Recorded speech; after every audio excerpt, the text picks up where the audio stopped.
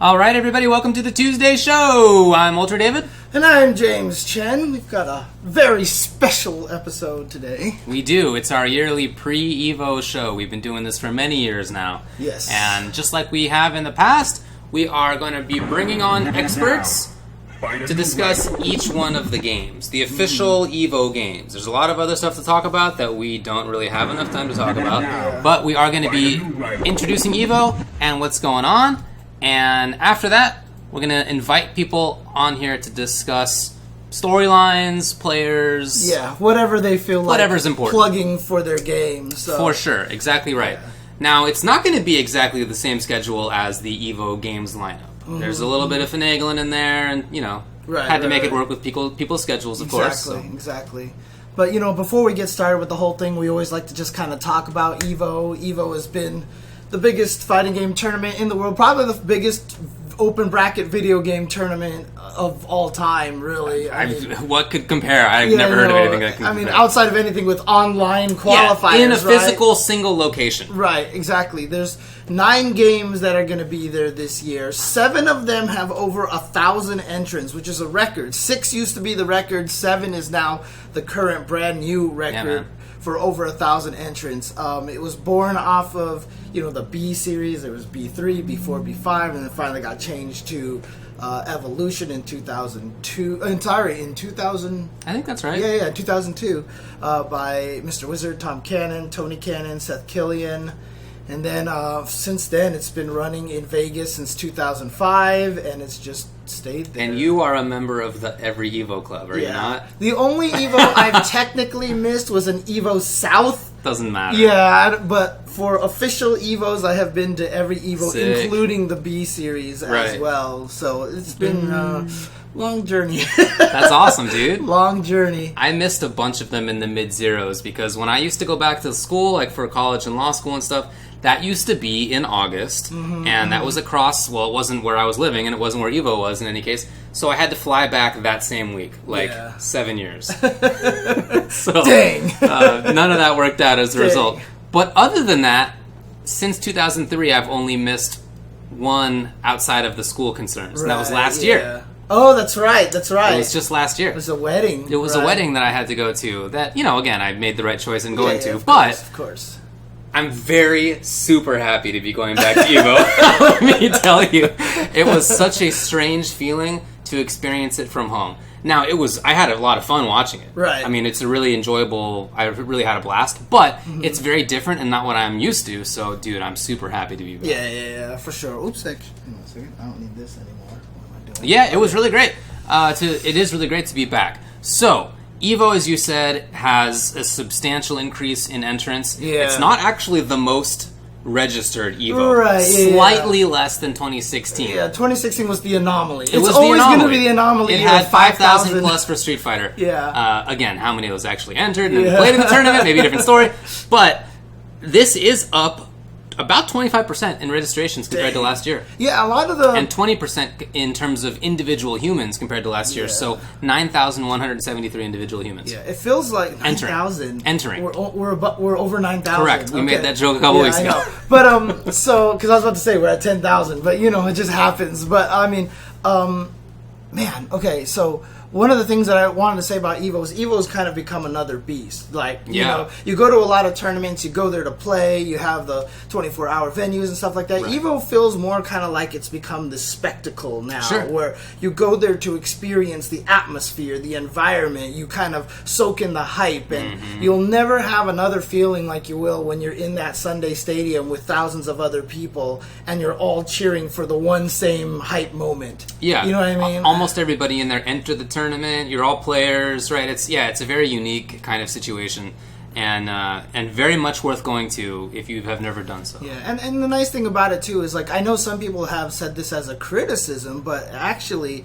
Evo has kind of become a little bit more convention-like. Yeah. And, it gives a lot of people who are out of town who might not even be necessarily there to play, or that's not their important part, of their journey, a lot more stuff to do. The artist alley Right. keeps expanding year after year. There's a lot more vendor booths there with stuff that you can sit down and play. There's all like little exhibitions. They still have the BYOC. They do. And so it's... They actually expanded it, they said. Yeah. Oh, okay. Awesome. Good stuff. Glad to hear that. There are panels, and many of them I think are quite interesting. Oh, yeah. Evolution of streaming in the FGC, women of the FGC. Who's running the streaming one? XSplit. Oh, okay. Or, Fair enough. Whoever's representing XSplit, they got some good people. It's going to be there. Lewis, probably. Yeah, I'm sure it'll be so, Lewis.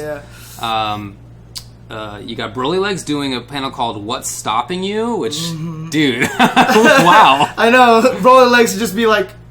Yeah, I and know. You're like, okay, Look at this. yeah. Glenn, Cravens, the game 2K. The game 2K nowadays. That's Yeah, right. Is doing a panel called "Data Beyond Games," which I am very interested to hear about.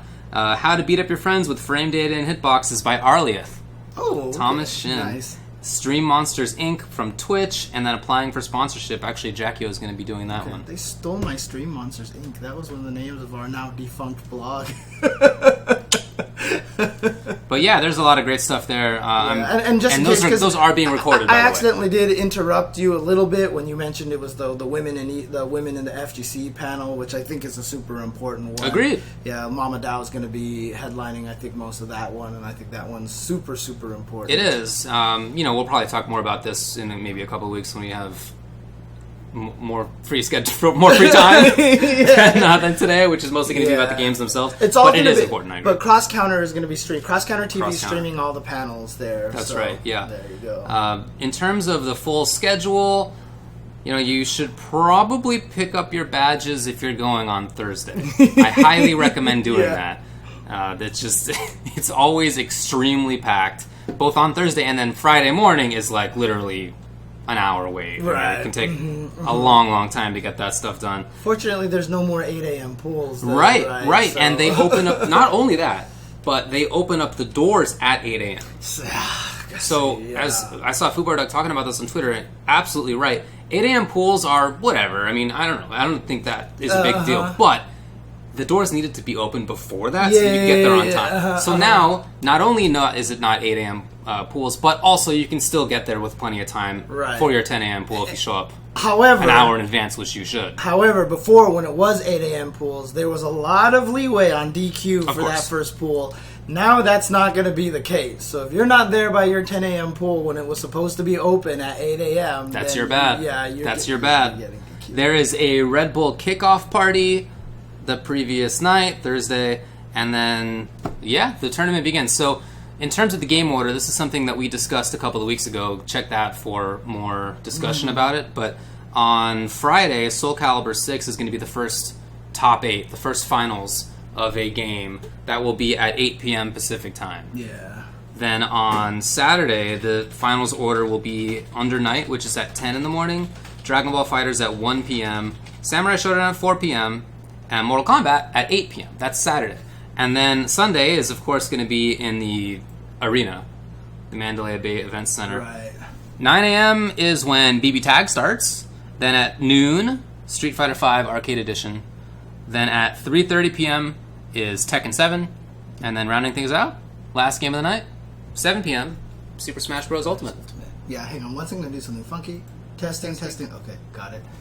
All right, just make And then there's an official after party. Bar Fights is doing that at the HyperX Esports Arena, which is just in the Luxor, right? Yeah.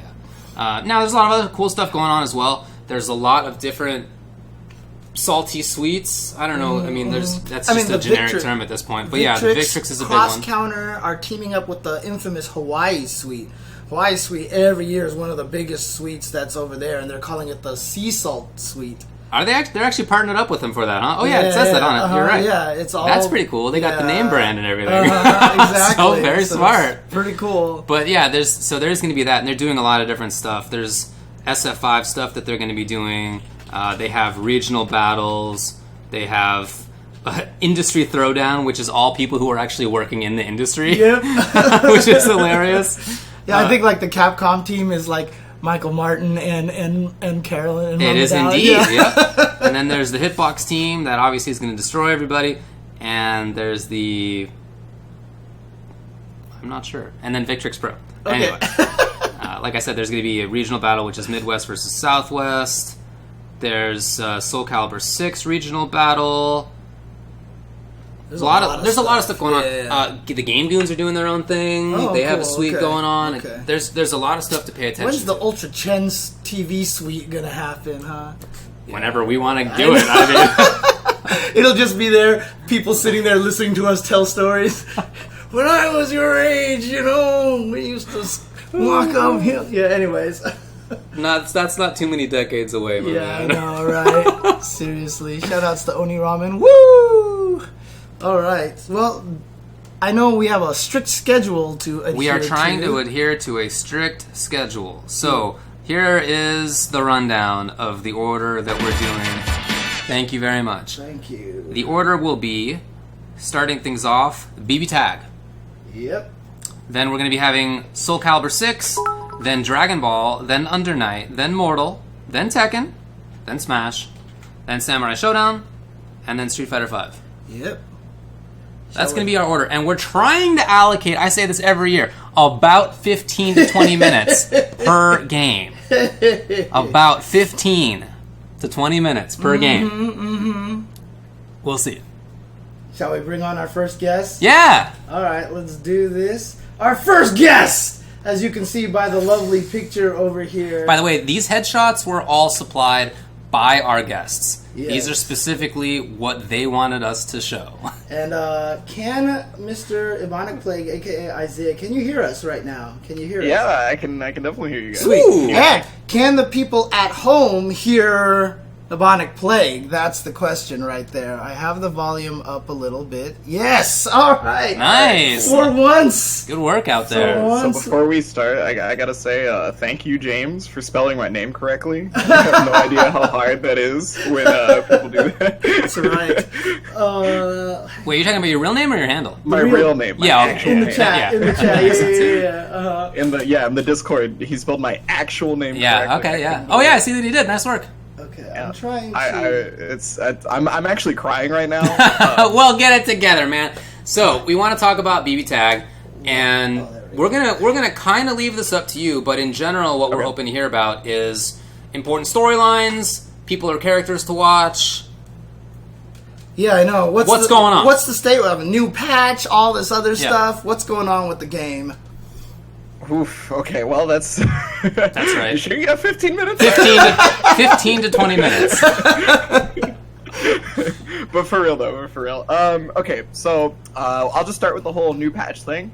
So obviously there was a lot of changes and a lot of things that people really, really enjoyed about this patch. One of the big things that kind of dominated Evo last year was the cross-combo invincibility thing. Right. And that is now gone. That does not exist anymore, aside from one specific instance where Merkava can fly at you and he can still be invincible after an active switch, but that's only because his flight is not an actual attack, technically. So that's why it doesn't trigger the sensor. That's awesome. But yeah. So but obviously because of the patch, there have been certain changes in placings and things like that, and it has messed with the road to the Arc Revo World Tour. Right. So, I do want to talk about that because that's a big point of contention here for Evo. That's going to change some things, maybe put some people ahead of other people. So, first of all, in America, LTL he's the points leader. He's got 480 points.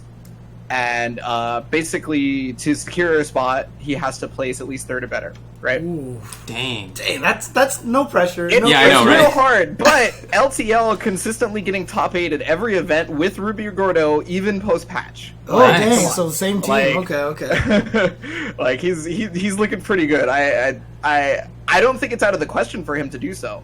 But on the other side of that, someone who could potentially gatekeep him from this is Base. The Mitsuru Yuzuria player from New York. She just needs to get into the top 8, and that would overtake LTL, but she would also have to get 2 places higher than him if they both make top 8. Okay, sure. Yeah. Okay. So, and then coming over from Europe, D Blanks is the Arc Revo European points leader at 540 points.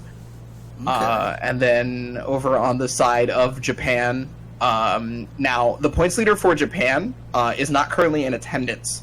So no. basically, what can happen is someone can overtake them with this event, and the points leader in Japan is Kyono.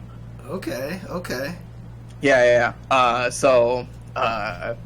And then there's the Asia region where it's I don't know how to pronounce this, so I'm just gonna try. I'm really sorry. Yeah. Wyan, he's the leader for the points in Asia, but any Asian player that would take fourth or better can overtake his spot. Okay. As the points leader for his section. So yeah. Nice. Well, that's kind of like the points breakdown, and I gotta thank Blue for the stats that he so graciously has made. By the way, he runs the Anime FGC. He's one of the people running the Anime FGC Twitter, right? Because there are multiple. But yeah, so that's where I got the stats from. Okay.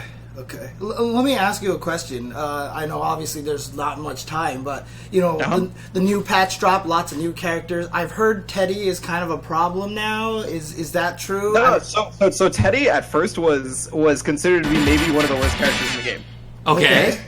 Yeah, and so now he's starting to people are starting to look at him a little bit differently, and they're starting to be like, he's pretty okay. In fact, That's one of the cool. people that is going to Evo, Pizza Mayo, who got top 8 at Evo Japan, he's going to be playing Blake Teddy. Sick. You'll get to watch it. You'll get to see it. That's cool.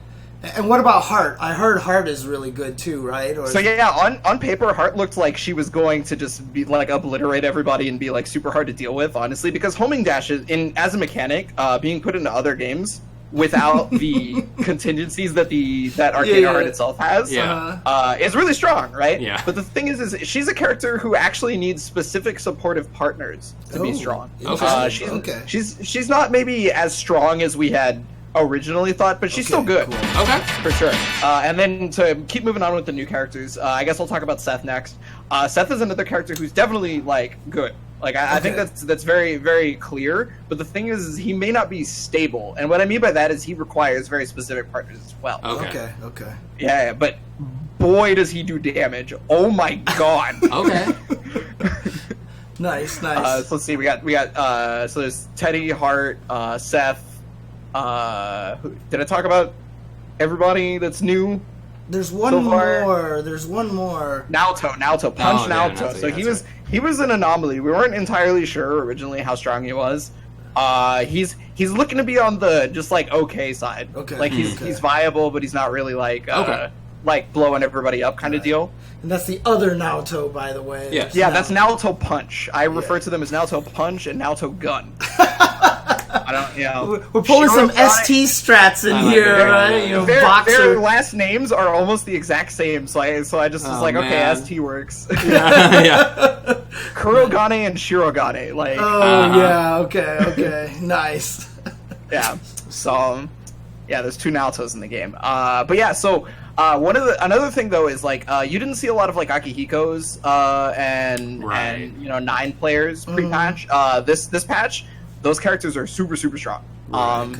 Base in particular, I don't know if I share this philosophy, but Base in particular had noted that she thinks that Akihiko is a meta-defining character at the moment. Oh wow. Okay. Interesting. Yeah. So, and I mean that's not entirely an incorrect statement, given the fact that Akihiko is one of the only characters in the entirety of the game that can make Mitsuru sweat. Okay. Mitsuru is a character that I personally believe does not have any bad matchups. So, the fact that there's a character that can go toe to toe with her is very important. But yeah, and 9, she had her buffs was 3 pages.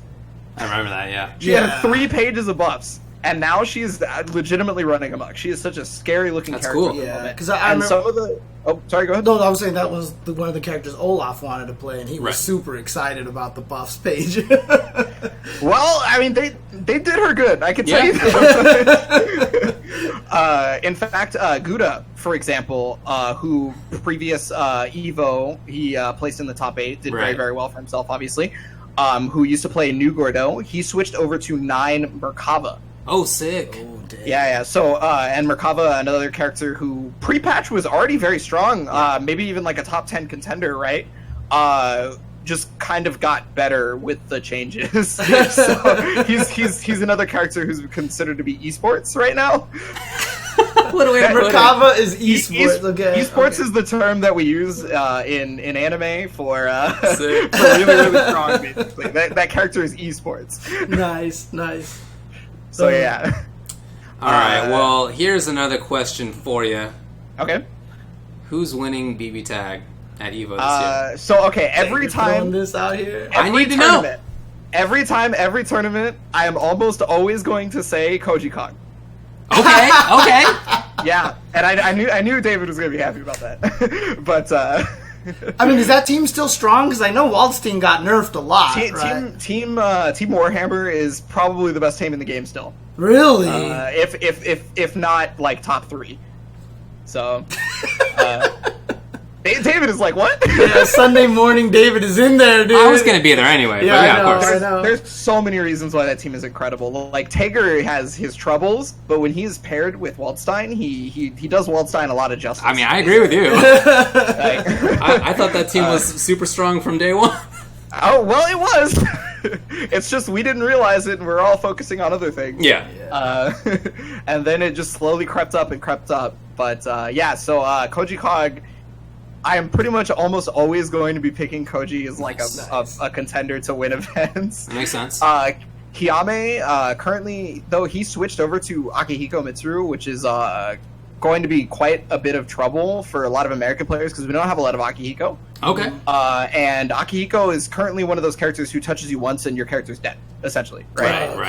And Mitsuru is already a character with incredibly strong neutral, pretty alright support value, etc., etc. So, like, the team in and of itself is very strong. And Kiyame was already beating up a lot of American players in the first place. So, the thing about that, though, is pre-patch, Koji Kog and Kiyame would meet at Kiyame's house, and they would stream. And Koji Kog would seriously just body Kiyame like 50-1. Awesome. Like, it was just super bad all the time. Oops. Okay. Oh, man. So, like, and the fact that he's pretty much winning almost every single event outside of Evo Japan leads me to believe that he is absolutely the best player in the world at the game at the moment. Okay. Makes sense. Well, what happened? Like, who was first and second last year again? First and second last year was Heiho was first. Right, Heiho, and then it was the U.S. player. Second was Fame 96. That's right. Yeah. So what's their situation right now?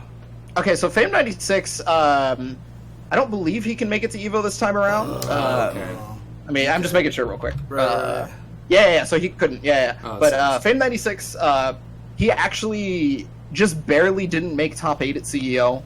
He has not been able to attend a lot of events recently. Right. Okay. So that's kind of been a detriment. That's true. And Heiho, specifically, I'm going to be real with you. I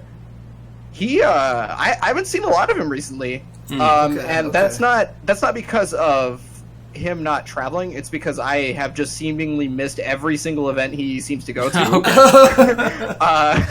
I don't know why. Okay. That's all good. Okay. But if it's and Heiho is going to now, I've got to check just to make sure that he's going to be there. Oh no, I don't see his name unless I'm spelling it incorrectly. Oh wow, okay. On the bracket. So for if I am looking at it correctly on the Smash GG bracket, then first and second would not be there, and we'll see some other stuff go down in top 8. Some obvious people to watch out for. You can just straight up look at the seeds on Smash GG, and the obvious people to watch out for are Base, LTL, Kiyame, Koji Kog. Lon is from Korea, by the way. Okay. Probably their best player. He plays new, very, very strong new. Cool. Tom Morello, Evo Japan champion. Jonah, who is recently playing Akihiko now, no longer Ruby Gordo. Okay. Nice. Shinku Hunter, obviously. Elion, etc., etc. Right? You can legitimately just go down the seeding list of the BB Tag pool. And it's pretty accurate brackets, and it's pretty accurate, honestly. Okay. Cool. Well, it's been about 15 minutes. However, yeah, sorry. I need to know. In your picture that's currently on UltraChenTV, what are you staring at? What's making you make that expression up there?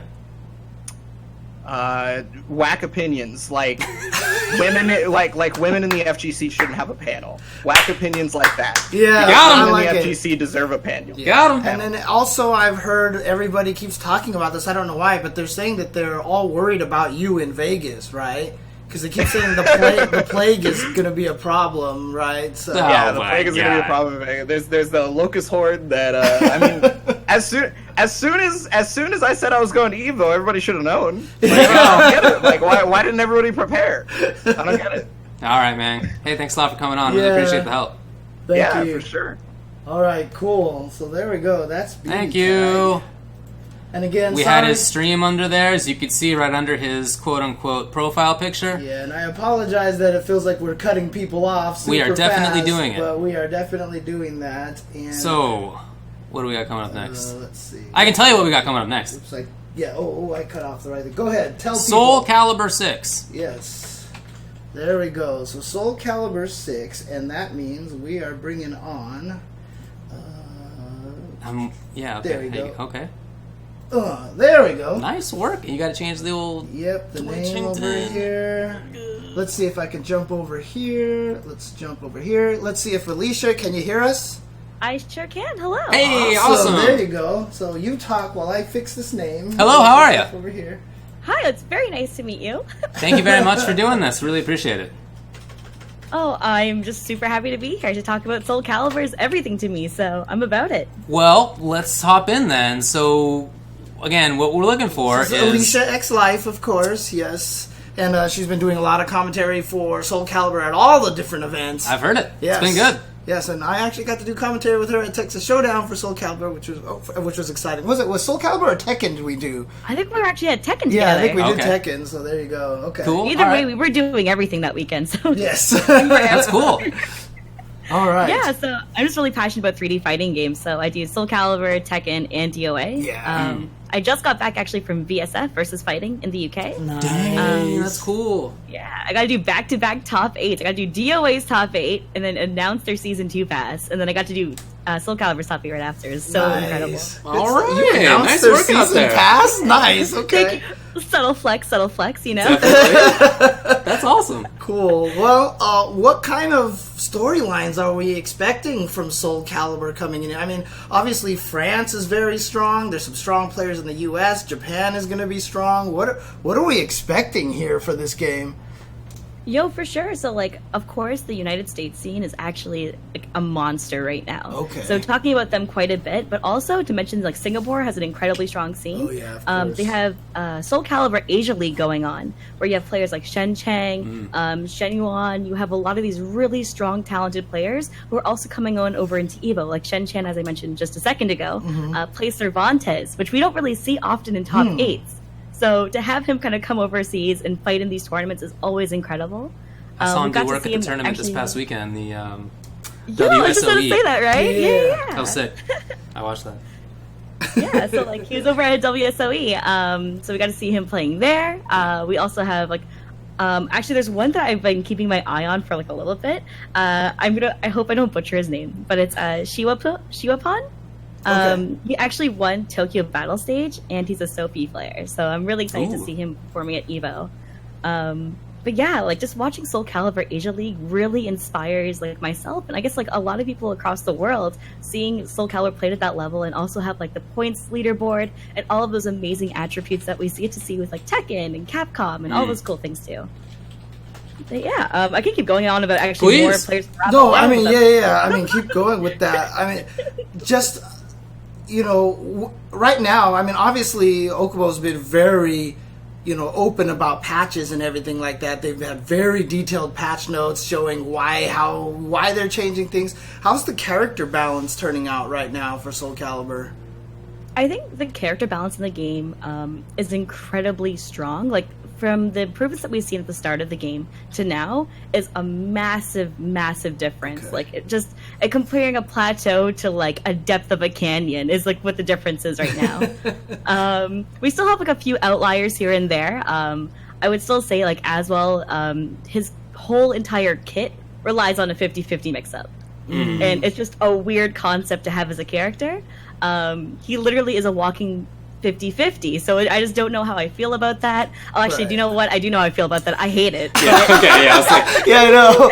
That's why I pick him as a secondary, because I know it's cheap. You know, like Nice. that's what we gotta do out here. Hey, well, you know what? That's what you get. Embrace the top tier. Just pick a top tier. Yeah. Pick a top tier. Exactly. Like, and also there's like Siegfried, for example. I think that Siegfried does require actually a lot of skill to use. He just has this one mechanic that kind of throws me off a little bit. It would be like his Dark Legacy. He becomes pretty powerful in that mode. When he's reduced to like less life, I just heard the subscription sound. Yeah, thank you so much. Woo!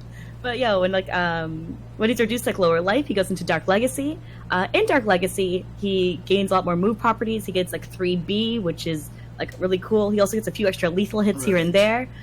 Just a lot of really cool things about his kit. But the problem with those really cool things is that he gets this massive advantage for being low health. It's like, my privilege kicked in, and then he just kind of blows people. And that's one of the characters that Linkors uses, right? I mean, that is...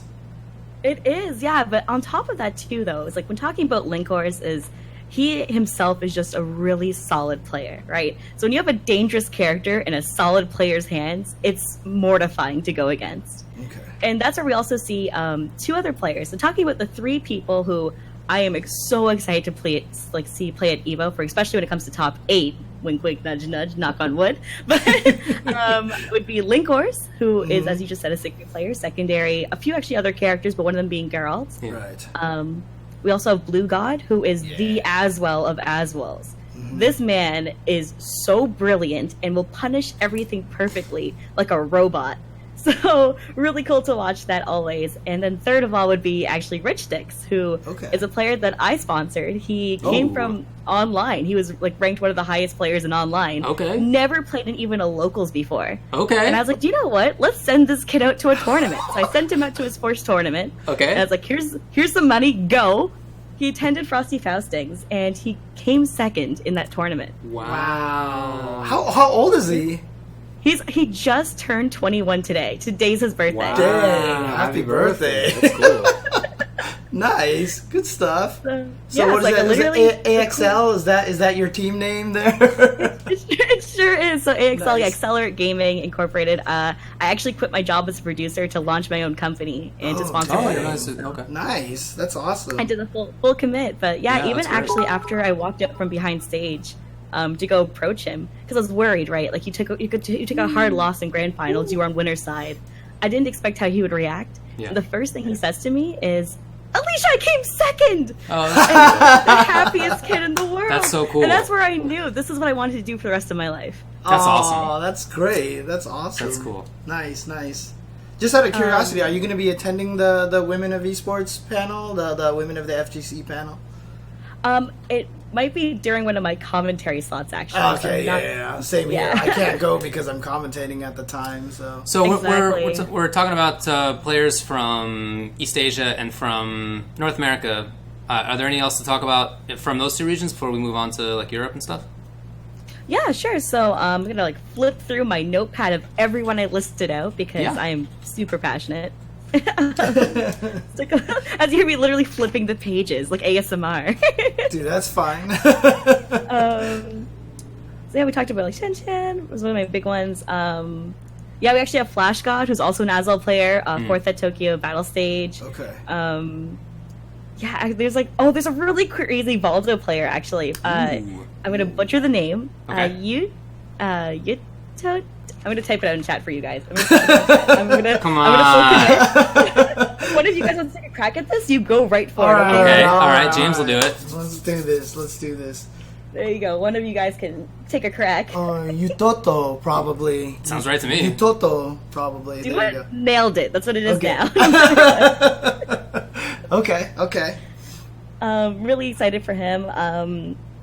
Yeah, I guess then we can just kind of sort of dive on in Yeah. into our European people if we want Yeah, to. yeah. 'Cause- Europe is a big. France in particular, right, has always been super strong at the game. Yep.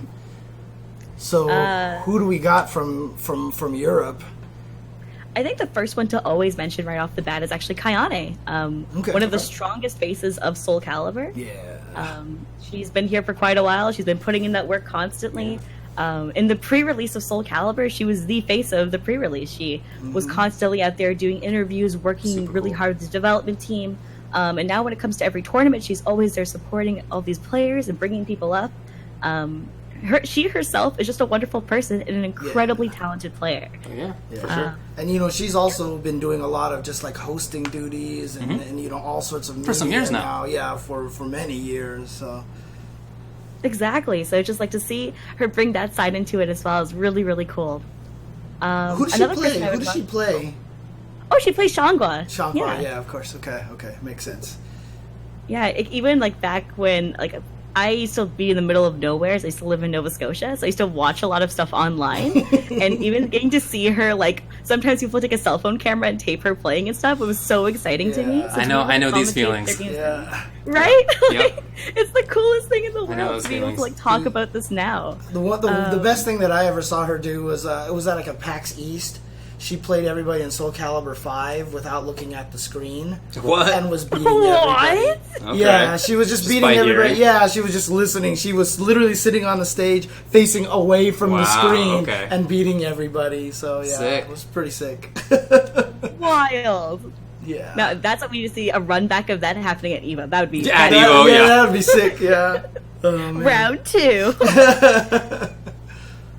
So actually, next up I would love to talk about is Kiev. So Kiev, for those of you who don't know, won Evo Japan. Incredibly solid player. He just brings this insane amount of talent and composure during his matches. You will not see a single facial expression flicker through his face the entire time he plays. It's stone cold, and he's beautiful, but it's stone cold, and you're just like, okay, you know what? Majestic hats, I feel you. This is a vibe. Nice. But yeah, incredible Nightmare player. Nightmare usually gets talked about by the Nightmare players, saying like, "Oh, you know what? He needs an I-12. He needs that sort of punish." But no, Keep proves that otherwise. I have enough things in my arsenal. I can handle myself. Yeah. I'm okay with Nightmare, not getting any buffs right now, personally. Exactly. It's like I feel like we're gonna be okay. Yeah. One player I would really like to mention as well, actually, would be Holycarp. Holycarp is an Ivy player from the UK, and was just a really sweet human being and is so talented. This guy would just run up, and Ivy has these 2 grabs that are kind of well known. They're called like CS and SS, like Calamity and Suffering. So when she runs up and does those grabs, really difficult inputs. They're kind of like a pretzel input. Yes. So when they're done sloppily, you'll see sometimes people move back and forth a little bit. This guy walks up casually and just walks up and does it to you, and it hurts your soul. Cool. Cool. You see people die a little bit inside each time he grabs them, and it's a beautiful thing to watch, though. Nice. But yeah, like just a crazy talented player and just always at the ready. Fun fact about Ivy's grabs is that for Calamity, you're actually able to buffer it into your controller, the motion input, for a full second and hold it there, and then you can press the grab button. Right. Okay. Yeah, while you're moving around and stuff. Yeah. Well, I mean, so you can just have it. It's cool. Let me take this a moment to ask a question. Like, are there any particular storylines going in there? Has there been any characters on the come up or surprise? Upstarts coming in here, or is there any sort of region pride that's been boiling or anything like that? I think when it comes to region pride, it's always been the USA versus France. Okay. Because who is a more dominant scene? Is it North America or is it going to be Europe? Right. And Singapore is a really cool scene as well, and they have Asia League, so they can keep Asia League over there. But we have this beef here, That's kind of what's been going back and forth. So when they went to the mix-up, right? Things were a bit rocky there, and now it's okay, come to our turf, come to Evo. Let's see what happens when you come here. And that's what I'm excited for, the clap back, if you will. So I was watching sorry. I'm so sorry. Just another player I really wanted to mention now they mentioned the mix-up and stuff was actually Skill. Skill just won WSOE, so I didn't want to forget him. Okay. Another fantastic French player plays Mitsurugi. So sorry. Yeah, no, I was literally just going to bring it up and ask what you thought about his chances because he did so well. Presumably he's not going back to Europe before Evo. That was in Vegas. Oh, that's right. Right, probably he's just hanging out in Vegas until then. And then Sane got second there. Yes. Are you looking for him to have a big weekend, or? I think when it comes to Sane, he is his own worst enemy when it comes to mentality. He is such a strong player, And when he's in his zone and he's feeling himself, you'll see him like flex on people a little bit, take a lot of spacing, start taunting, canceling his blockables and stuff. And that's when you know he's going to pop off and blow up his opponent. It's the moment where he starts to feel that uncertainty that it really reflects on his gameplay. Gotcha. So so he is someone I could see coming up into top 16, top 8 category territory. It just depends if he has that confidence coming into it. Okay. Well, we are running up against a time limit. Is there anything else that we have not covered that you would like to talk about? I guess my major thing to hit on home with everybody is like, make sure you support Soul Calibur. We're out here doing things, being an amazing community. If you haven't played the game, pick it up. I will walk you through it and hold your hand, okay? It's a great game. I highly agree. Yeah, super good game. Yeah, a lot of fun. And how exciting is it? I mean, this is the biggest Soul Calibur tournament ever, right? So it's going to be pretty hype, right? It blows my mind. It's going to be so fantastic. I'm so excited for this weekend. There are 746 people entered into the tournament itself, so yeah, that's going to be huge. The finals for that will be, as we mentioned before, Friday at 8 p.m. Pacific time. That's right. Yep, a one-day gauntlet. One day for 750 people? Oh my god. That's right. We do endurance training here in Soul Calibur. Yeah, I'll say. All right, well, is that it? That is about it. Do you have a pick to win? Do you have a pick to win? Who wins it? Oh, who wins it? Rich Sticks. Bam. All right, cool. Okay, I like it. I like it. Awesome. Bam. All All right, right. hey, thank you very much. Appreciate it. Yo, thanks so much. Take care, guys. Take See care. ya. All right. Oh, look at this. Look at this. Look at this. We got, coming up next, Dragon Ball FighterZ. Mm-hmm. And for that, we are bringing on TuboWare. TuboWare. What up, Tub? Are you there, Brandon? Yeah, I'm here. What's up, guys? Hey, Brock. Thanks a lot for joining us. Really appreciate it. Hey, no problem. Can we talk about how good I look in that picture, It's though? a nice one. Holy Dude, crap. you are looking mighty, Svelte over there. Yeah, mighty sexy there. Well, sexier, I'm gonna say. So. But I will say that I am not Alicia X. Yeah, there you go. Yeah. No, I'm getting it. Okay. Look, just give me some. Boy, You what know, a I shirt, thought by you were the way. professional, James. I'm trying to be. I actually professional. just looked at what your shirt is, and it's a good shirt. It's a good shirt. I know, right? All right, hey, so let's talk about Dragon Ball FighterZ. You know what we're talking about. What are the storylines? Who are the players? What's going on in the game? Man, so I actually... you guys have been trying to keep everything 15 minutes or under. I'm going to do that for you. Okay. Because right now, Dragon Ball FighterZ is not in a good place, in my opinion. Oh, wow. Ooh, okay. Interesting. I personally feel like GT Goku has kind of ruined the balance of the game. Oh, wow. Yeah. And the best player in the world, hands down, is playing the best team in the game, hands down. Wow. And Goichi is going to dominate Evo. I'd be surprised if he lost a single set. I'll tell you right now, he's going to win the game, or he's going to win the tournament from winner's side, grand finals, probably 3-0 or 3-1. Dang! Okay, All right. okay. So what I heard, somebody just told me earlier today while I was streaming, that his tendonitis has come back, and that his hands are not doing well right now. Have you heard Listen, Goichi could play with his feet and he would win.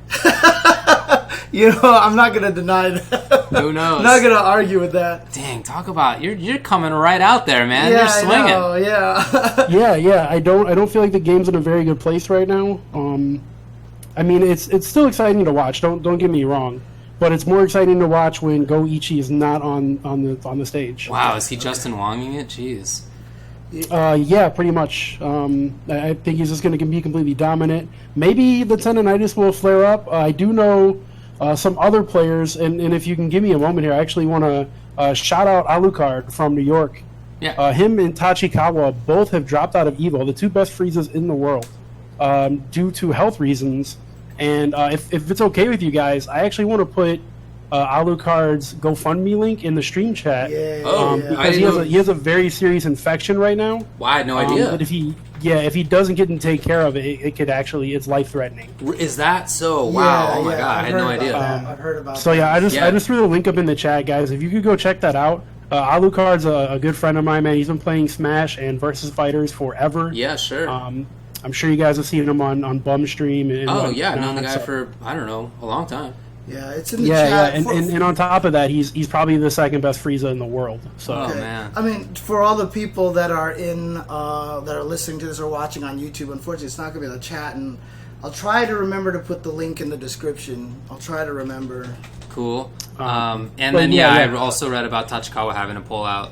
Whoa, what happened to they're Tachikawa? both- he just stated health issues. He didn't say what, from Yeah. my understanding. Okay. Well- But man, we're getting older now. Like we're not kids anymore. That's exactly what I've been thinking about lately. Is there's been all this sort of news of people with health problems and not making it and stuff. Yeah, I mean, when you're getting into the age that we're getting into, it's not likely, of course, but it becomes like less unlikely. You know what I mean? Just over time. Yeah. It's kind of scary when you realize your own morality as you hit your 30s and some of us 40s. You know, I had this exact conversation with Tubo actually at Frosty Faustings. I was saying the reason why I feel like 30s actually end up being more productive is because you kind of start realizing that morality. You don't have that invincibility. Do you guys mean to be saying mortality, or are you messing with me right now? Mortality. Okay. Yeah, there you go. you're Okay, right, all right. yeah, mortality. And Also, basically- your morality. I mean, Yeah, that's yeah, a yeah. different your problem. mortality, and in your 30s you become more productive because you know how to take advantage of the time a little Speaking bit. of taking advantage of the time, can we get back on track? Yeah, no problem, Sure. no problem. So yeah, Goichi, I feel dominates, but there's a lot of players who can maybe upset him, maybe prove me wrong. But I feel like, because honestly, before Alucard dropped out, I was going to have him listed as my dark horse. Oh wow. Oh, really? He's been performing Okay. extremely well. I think that a lot of players don't have good Frieza experience, and him being one of the only two that are essentially viable at a tournament level right now, I think gives him an advantage. Okay. But now he won't be there. Tachikawa's not going to be there. Yeah. So there's two big threats to taking, a set off of Goichi. So at this point, I only really see Fenrich or maybe Kazunoko with a chance. Right. Well, what about all the U.S. players? Like, what about Sonic Fox, about Kill Sage, Hook King Guy? Oh, okay. Well, tell us about what that. about 'em? Tell us about that. Where outside of the Kill Sage, where have they been? I mean, Nokami showed up at CEO, but Vineeth, where have you been, man? You're letting me down. Hook Gang God, I mean, Ed is a sick player, but he's had character crisis for, I don't know, a season and a half now. He's constantly debating if he should be playing Vegeta or not. That plays deep into your psyche. I mean, it's not even just is my character worth playing? It's more like, am I worth picking this character? Do I need to rely on top tier?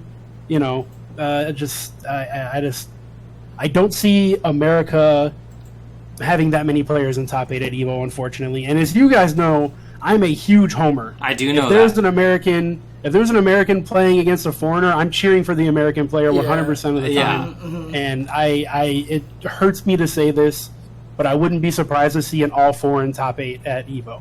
Would that be an all Japanese top 8? No, I think Shanks might make the top 8. That dude has been killing it since Combo Breaker. right. Okay. Yeah, I think he's super scary. Sonic Fox obviously still has a chance because he's Sonic Fox. But he hasn't even really been playing this that much. He doesn't really practice. Oh, okay. He's more of an MK boy. I mean, I don't blame him. Yeah. That's where the money's at. And honestly, he's probably everybody's favorite to win Mortal Kombat. So yeah, it's going to be a rough show for America, I feel, at Evo this year. What about the Kill Sage though? Because he did well at CEO, right? He got top 4, I think it was. He took 3rd place. He was in winners finals and then ended up losing to Goichi in winners finals and then Fenrich in losers finals. Mm-hmm. So you briefly addressed Fenrich, but can you talk a little bit more about him? What to expect there? Yeah. I mean, more of the same. Fenrich has been playing Cell since day one. He's going with his standard Cell, Bardock, Vegeta team. I mean, you're going to see a lot of players get touched and explode right off the bat. Standard Fenrich stuff. That's basically why I think he, if anyone, can beat Goichi. Because if he gets a touch, he can win. Okay. Unfortunately, Goichi is playing GT Goku, where if you lose your point character, GT Goku comes in second, and all of a sudden he's the best character in the game. Okay. I mean, a lot of people in the chat are actually saying that Sonic Fox is grinding Dragon Ball pretty heavily for the last 2 weeks. Maybe he is, but is that enough all of a sudden? Right. I mean, it seems like it's been harder and harder, not just in his case, but in general, to be the best level competitor in more than one game nowadays. Yeah. Because even for geniuses like that and Goichi, like it's just because difficult Goichi now. doesn't Look at even really... Tokido. You know, Tokido used to play everything. it's Now he difficult only now. plays Street Fighter 5. I mean, maybe viable still, but very hard. Right, yeah. I mean, without a question, Genius Sonic only. Fox is going to do damage at this tournament, without question. But is he going to be prepared to go up against, like, Goichi, who's been playing the whole time? We're not going to get that run back from last year. It's not happening. Last year, Kazunoko did a lot of work. What do you expect out of him? Kazunoko is another player that has a chance. However, I don't like... I mean, I like the team he's playing. The team he plays is extremely strong. Okay. He's playing Kid Buu on point now. But I think the old Kazunoko with Gotenks was scarier. I think more of a set play type style is for him. I don't like what he does with Kid Buu. I feel like, I don't think this is his year. He's not going to run amok like he did with the Dragon Ball Tour last year. Okay. Yeah, I mean, we've seen him playing Sam Show, so he might be focusing a little bit on that as well. So, But Man, that he's 30K another one of those pop guys bonus. who can yeah, play multiple games. But yeah, again, even for him, it seems like it's getting tougher and tougher. yeah. I'm very sure that Goichi. I will bet the barn Goichi wins this tournament. Wow. Okay. So it's not even the field. It's not the field versus Goichi. It's just Goichi for sure. Yeah, absolutely. Okay. Well, I mean, so you've talked about Kid Goku as kind of being the problem. Is that kind of just generally the storyline of the characters right now? Is that right now Kid Goku is like the problem?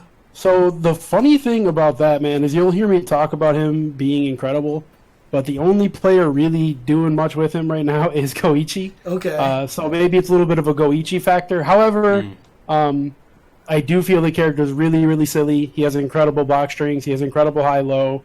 And he's probably the only character in the game that I can think of that can turn his standard B&B into a one-touch kill without even sparking.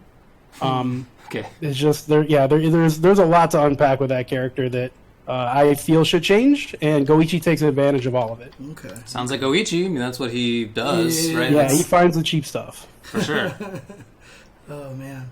Okay. I mean, anything like any other kind of storylines or, any Yeah, other man. players? I hope to see Dogura do work with Cooler. I think Cooler is a really underrated character. Another thing to add, even though GT Goku is, in my opinion, clearly the strongest, that doesn't mean Bardock and Adult Gohan and Kid Buu are gone. Those characters are still very strong. Okay. And outside of maybe 3 or 4 characters, the whole cast is viable. Okay. The game is extremely balanced. I just really, really hate GT Goku. Okay. A lot of people are talking about Wawa. Is that a? That's a player from Europe, yeah. Oh, okay. Yeah, Wawa did work on Goichi recently. Oh, okay. I don't think that'll happen again though. Okay. Everybody gets one. Yeah, because that's the thing is, right, Sonic Fox and Goichi has always had those histories of going back and forth. Whenever Goichi loses, it's like he labs that out. I think that happened like 2 times or 3 times, right? That wasn't... I don't think that was like a long... Oh, yeah, I guess that's true, huh? Okay.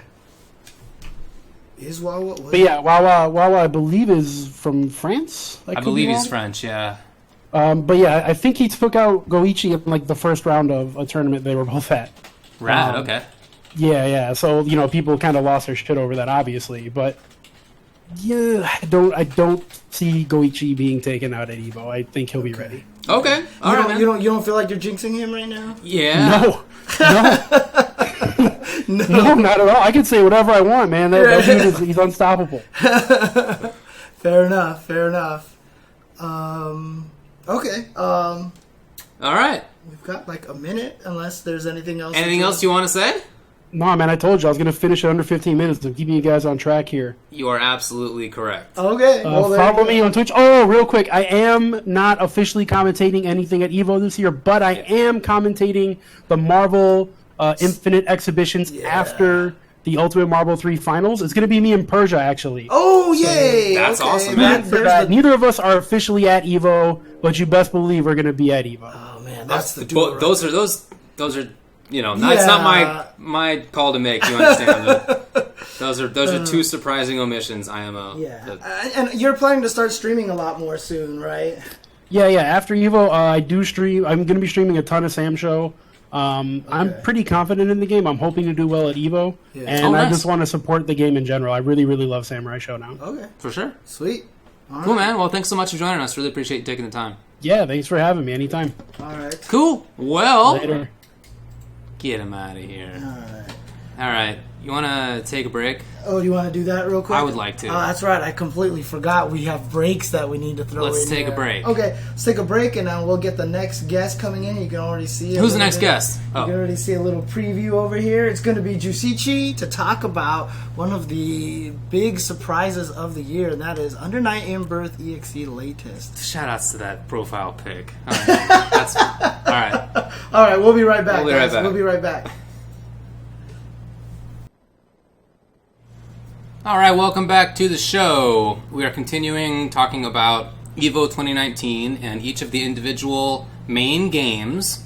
There are 9 of them, and we have a guest on to discuss each one.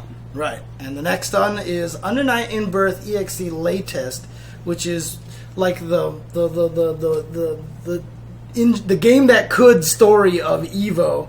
Basically, last year being a side tournament's been out for a while. Then Evo added to the official lineup, and then it has over 1,000 entrants now.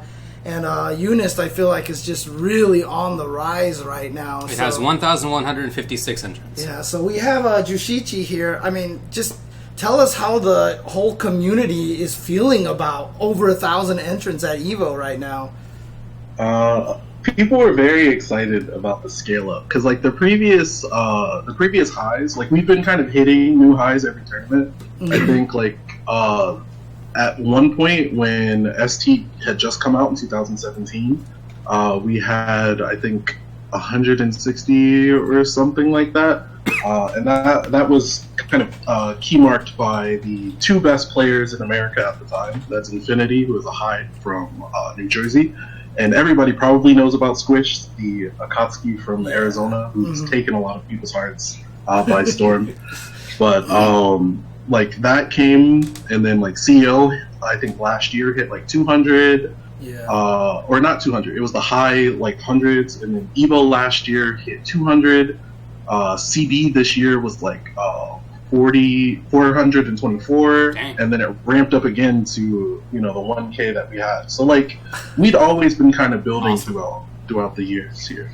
Yeah, I mean, It's really it's one of those things like that. I mean, I know we want to talk about all these storylines and stuff, but it's just this storyline is fascinating to me.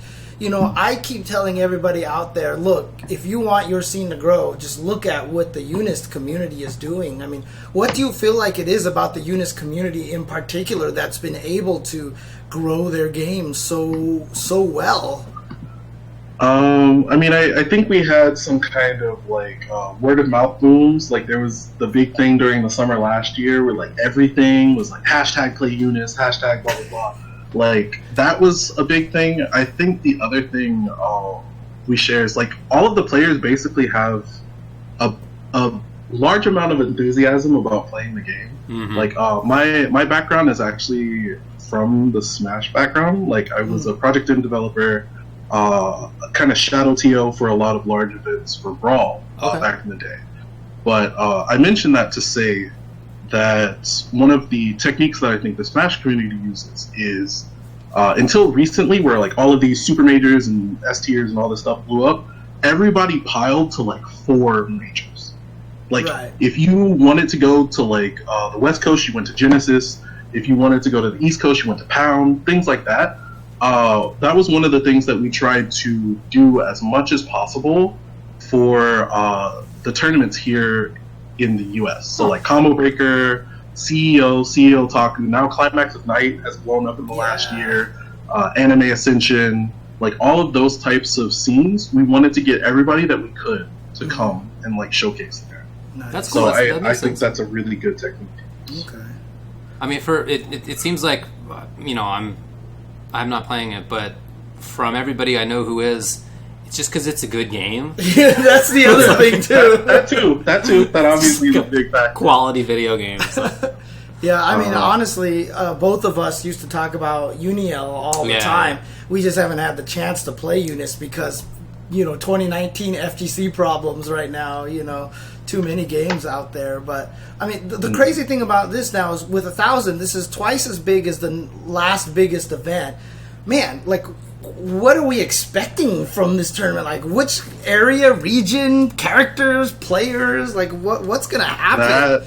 Well, I feel like we can't talk about North American Union without bringing up one name. He's if you want to use gods or whatever, he's kind of the god of North America, Redblade. Okay. Everybody's eyes are on him. Like, we've had him spar with Clearlamp, who is arguably the best player in Japan, and I could get into that. I'll touch on it when we kind of talk about what my pick to win Evo is, later. But he's played Clearlamp very closely. The only American to this point to take a set off of him. Okay. I know, like, they run money matches and things like that. Like, and it's been interesting because Clearlamp is a very deliberate player. Who does Clearlamp use again? He is a Byakuya player, the #1 Byakuya player from the Kansai area. So I believe that's West Japan. Right. He's also basically like a community leader over there too. So he runs a lot of stuff. I went to KSB in Japan, in Osaka, and he was probably like the head TO out there too. Okay, that's awesome. Okay. There's like a translated guide of I want to get better at Uni. He wrote that, and like Giuseppe, who is a Gordo player here in the US, who was in Japan for a bit, translated it. So he's a person that spread resources and like is a teacher of the game. That's super cool. Yeah. Okay. It's always good when you have someone teaching and bringing more people in. That's really important. Yeah. For sure. But I'll blitz through the kind of players that I have to watch here. Okay. So Redblade. Who does Redblade use again? He's Wagner. Of course. He's the most notable Wagner in the world. In my opinion. Like, his offense is a blitzkrieg. You're going to die when you play him the first time. It is a fact. I feel like Japan, because they have some Wagners, they have a really strong base, but like the stuff that I see people in North America, let me shout out to School Bus or sometimes Findo. He's, I think, the #2 Wagner in the world, like behind Redblade. Okay. They have different styles too. Like Findo is a lot more patient and deliberate, and Red is just going to run you over. So those two players, I think, are very important to watch. Redblade actually has a set in round 2 pools of real note in North America. He plays Trill, who plays Chaos. Chaos is a player with kind of like a pseudo puppet character, but not really. But Trill's basically top 8 at every single tournament that he's run into. But they've never played each other. So this is going to be the first meeting of Redblade and Trill. Well, here's the question. Are they on opposite ends of the bracket? Are they on opposite sides of the bracket? Because I heard on Smash GG it looks like there's a 4-out system or something. That's like 2 winners. There's a 4-out system. So this is assuming that they keep winning through winners. Right. So like once they get out of round 1 pools, and then they, I think, fight 1 to 2 opponents in round 2. Right. I think they're favored to win that, like to get into semifinals. Yeah. That's the match to get into semifinals. Okay. Gotcha. Let's see. Other intrigue pools, I think. Zawa, who is the #2 Nanase in Japan. Nanase is a very rare character in North America. Arguably the best Nanase that we have in the States is from Texas, but due to kind of job situations, he hasn't really been able to travel that much. Of course. So he's pretty uncommon. He plays potentially NYCZ Brandon, who is arguably the second best Line in the U.S. out of New York. The round after that is J3, aka JJ, who I think is both the best Line easily and the best Phonon in North America. Ooh, okay. Yeah, I mean, you haven't mentioned a lot of Phonons, and she's usually up there with Wagner as like one of the strongest characters, right? I think the common opinion, at least on the East Coast, I don't know too much how the West Coast feels about it, is Phonon is the most fair top tier. Gotcha. like if you roughly know how to fight that character, like they're very prolific up until like round like top 32 ish. Okay, I see. But you don't see too many past that. There's Clem and there's JJ and like that Silent made a big description. run. I know exactly. We the know archetype, exactly. Yeah. Yeah. So you said most fair top tier. We're like, yeah, I know, I get it totally. Yeah. Like Silent was like a person who made a very deep run beating Rakir and Burger Time, like top 8 placers at Combo Breaker to fall short at 9th. But aside from that, like the home runs are kind of like in the middle area. Okay. But I'll quickly move on. School Bus, who I mentioned before, has a run through to Nishine, who's the number 1 ranked Orie in Japan. That's interesting. There's a block, I think it's E414, that has Isaac, who is, I think, widely considered to be the best Hyde in North America, or second best Hyde behind Infinite. Okay. He's had like a meteoric rise. He'll play Squish, and then on the other side of that is Tari, who is the best Yuzu player in North America. Cool, man. Versus There's gonna be a lot of good matches, it sounds. Yeah, versus a guy named Spooky McNoodle, who is arguably the best Seth in North America. That's a NorCal SoCal battle. But they'll play, the winner of that plays the winner of Isaac versus Squish to get into City. So that's a really interesting one as well. So right now, how's the European scene for Under Night? Extremely strong. We have, I think, the 3 best players coming over. There's Hiyari, who is a candidate, I think, for one of the best players in the world, and a candidate for top 8 winners, potentially. Okay. There's Wildty, who plays Hilda. His run, unfortunately, will meet potentially Silent Hooper or Hiyari before semis. And then there's Crushing Eagle, who I think is another prolific Wagner. I think he's from Germany. He'll run through a couple Japanese players on his path as well. So they're bringing the heat as well. Europe is very strong. That's awesome. And then obviously Asia is just really, really strong in the game as well, right? Yep, for sure. I think the players of note from Japan that people really, really know are Oshuhito or Ohito. He's the number 1 ranked overall player in Japan. He has there's like the RIP system. It's like ranking insight point or whatever nonsense. He has 4 million more RIP than the second place player. So that's like he has like 7 million RIP, and the number 2 player, who's another player of note, Watanabe Shacha, who plays Waldstein. Who's number 2. He has 4 million more RIP. All right, so he has more than twice as much. Like if it was like he has 4,000 more, but he has like 37,000 million. You're like, okay, but it's 7 million for that's pretty good. Oshihito, if everything by Smash Cut goes perfectly, quote unquote, that'll be Hiyari, who had played a Seth at Coping Fest. He had hosted a couple things where some Japanese players came by. He got second, losing to probably like the second best Seth. They'll play. Winner gets in, I think, to top 8 potentially there. It's either top 8 or top 16. So the best in Europe versus, arguably the best player in the world there. I mentioned Clearlamp before. There's a cluster of Kansai players that are extremely strong. Tari, Kure, that plays Yuzu, the number 1 Yuzu. Hishigata, who plays Nanase as well, the number 1 Nanase. They're all in that kind of demon block with Red Blade. And actually, my it does, yeah. This sounds like it's going to be a bloodbath here. For sure. Are there other players you want to point out, or is that?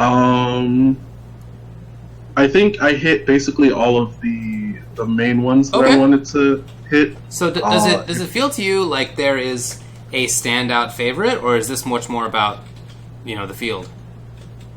I think a lot of people would argue that the standout favorite is Oshihito. But Ohito, I think, is one of those players that is the best player that's never really won a ring. He's won one national tournament in Japan, but when I went to KSB, he lost to he was eliminated by Sonaru, who is the number 1 Eltnum in Japan, also from Tokyo. And I think he lost to Hishigata, I want to say, who is the Nanase that I mentioned before. Okay. Interesting. Oh, sorry. Curly added me. Fox Up. He's a Batista that's been playing on Hitbox. He's been playing for a little less than a year. Really? Batista being the charge character. Yeah. Foxa narrowly beat Clear Lamp at Combo Breaker. So Okay. he's the player on the Japanese radar as well. Okay. That makes sense. Okay. Well, we are. As soon as you said hitbox player and Batista, I was like, that makes so much sense. Sure. Yeah. We're running up against the time, but if you had to make a pick, who do you think is going to take it? I think the winner of the Kansai group, so that's Kurei, Red Blade, Clear Lamp, and Hishigata, wins the tournament. Okay. So I think the higher likelihood it's going to be Hishigata, who I think Kansai believes is roughly the best player in that area. Okay. So I think Hishigata Nanase or Clear Lamp Byakuya is the entire tournament. Sick. And there was also one more thing that you wanted to plug, right? Yes. Sorry, I'm very much running against time here. But, No, it's okay. It's okay. All good. I've got this. After the tournament, we're running exhibitions. It says North America, but Hiari's in there too. He's European. Okay. We're running first to 5 sets at the Axis Games booth. The stream is Numakie. That's Magnets, who is I think, from the Midwest in Chicago, the #1 Eltnum player in North America. Going up against a mere... Okay, airplane flying over. versus Sonaru, who is the #1 Eltnum in Japan, and basically the father of Eltnum. They had played before when Magnets went to Japan, and also when Sonaru came to Climax Night, so he wanted to run back there. There's Hiari, who is the best Line player in Europe and the strongest player in Europe, versus Kurei Yuzuriha. There's Rakir, who plays in Kidu. He's historically been a top 16, top 8 placer, versus Notes. So this is a very rare matchup in Kidu versus Carmine. Carmine is an uncommon character. There's Trill Chaos versus Ryusei, the #2 Merkaba player. There's Red Blade, of course, versus Nishine. Red Blade very much loves this matchup. Wagner versus Orie, considered to be roughly even. And then there's Squish versus Hishigata. I watched them play a little bit in Japan, but this is a matchup that Squish, I think, is basically wrote the book on for Akatsuki as well. And this is all going to be streamed on Numaki's channel here, I see, huh? Indeed. This will be after top 8 on Saturday, 12:30 start Pacific time. So cool. Awesome. Yeah, hey, thanks a lot. That's really cool to point out. Yeah. Cool, man. Well, hey, Yeah. I guess that's it. But thanks so much for coming on and chatting. Really appreciate it. Yeah, especially last Thank you second, very much for know. Thank you for Yeah. that. So. Very nice of you. It's no problem. All right. Thanks. Take care, everyone. Yeah, you too. All right, well, that's cool. And up next, is he good to go? We're trying to get him Yes, he in just here. hopped in there. Okay, Sweet. nice. We're going to be switching over now to Mortal Kombat 11. And for that, I don't know. I'm just waiting to see which picture he picked. Oh, it's just Is a it actually it's him? just a standard. Oh, it actually There is you him. go. Okay. Yeah, it's a standard. This is a good picture of Mr. Aquaman. Yeah, I here. know. I love this picture. Can you hear was us? side by side with can you guys hear me? Yep, Yeah, you're yeah. all good. I was side by side with the man, the myth, the legend on your guys' left, UltraDavid. Nice. What up, man? Yeah, that's right. I remember sitting right next to you right there, and I don't remember which of the many screams that was, but I'm sure it was a good one.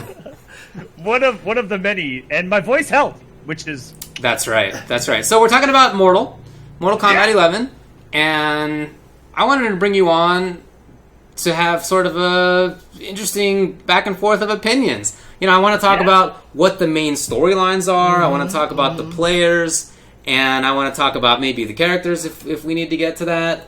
What do you want to point out? absolutely. So what's really cool is that I'm shocked you guys asked because we have UltraDavid here who has been as active as me on in the pro competition. It's cool to get more opinions, you know? That's Yeah. That's awesome. The UltraDavid who would pick a grappler every single time that we talk. So You anyways, play New Era Garrus. and he's a great character! Anyway. By the way, 2 in top 8 of Combat New Jersey this week. Yeah, which is he's awesome. good. He's good. He's definitely Gur good. picked him up. Anyways, Yeah. a couple of things that I want to talk about right out of the gate. Can we talk about the 5 times number of entrants that the NRS games have gotten just from 2018 to 2019? Yeah. 361 entrants in 2018, over 1,500, almost 1,600 entrants in 2019. Yeah. That's right. 5 times the number of entrants. That's a massive jump. Mortal Kombat. Yeah, Oh my it is. That's 1,573. Yeah, that is the NRS game that is in everybody's hearts. Right. Yeah. Definitely. This will be the largest NRS tournament in history. For sure. I believe that year one of Mortal Kombat X was the largest before this. It's at 1,162 entrants. So we beat that. That only shows growth of our scene, and that's something that I am incredibly proud of. Like right out of the gate. So I want to get that out of the way. Is that I am proud of our numbers. Yeah, and growing this year. I mean, honestly, like I want to add, as well as someone who's been enjoying the game a lot. Like I just feel like the game is so solid. Like I really, really think that more people should be getting into it. I feel like more people should be playing it. I agree. Oh, 100%. This is easily the most accessible fighting game that they've ever put out, as far as reaching or having the potential to reach the broadest audience. Yeah, I mean, it's my favorite game that they've made. When it comes to mechanics, we saw James playing footsies. We right? definitely did. James was on the E-League Showdown last week, for people who didn't watch. And you actually did really well. It was cool, dude. I had a lot of It fun. was so dude. cool. It was so cool. I had a lot of fun. I'm not gonna lie. He was playing really strong NRS players and just juking them with movement. He was just walking in and out of the normal ranges and whip punishing and looking. It's true. It was cool. I was having a great time. Nice. It was very Well, cool. Thank you. But it's not about me. Let's talk about everybody else. Let's talk about everybody else. It's about you, James. Anyways, I don't have too much to go over. Like last year, I think that I have a couple of notes that I wrote on the brackets going through each and every single one of these 120 brackets. But I think that a lot of the seeds that you're going to see coming that are seeded through the pro competition are going to do really well. I think the biggest surprise, I think there are 2 biggest surprises coming into this, is that one, Sonic Fox never won Evo for Injustice 2. Therefore, is coming in on his 3rd year of a drought of not having won Evo for an NRS game, which is having a drought for not winning Evo. Who else in the world can have a ludicrous thing that I've ever heard? I don't know about you. Oh my god! But yeah, Rewind. It was Rewind last year, and it was Dragon before that. Right. Correct. And the second biggest thing I would say is that coming into this year, you just touched on it last year, Rewind was your Evolution champion for Injustice 2, and he is coming in almost unseeded. Right. He has not had the results that he has wanted in MK11, and these are seeded purely based on the pro competition rankings, and he has not done well for his standards. So I think that's okay. So he's going to have a really tough path in order to do well at this Evolution. He's the returning champion. That's pretty big. Interesting. Now, do you still feel like Sonic Fox is the favorite, though, right now? Because, I mean, I really feel like the field has kind of, like, been catching up. There's so many strong players now, but is Sonic Fox, you still think, the favorite to win this? If I was a betting man, I would bet money on Sonic Fox winning this tournament. Okay. That being said, I do have my dark horses. I know who can beat him, and we know who can beat him, and they happen to be in his path.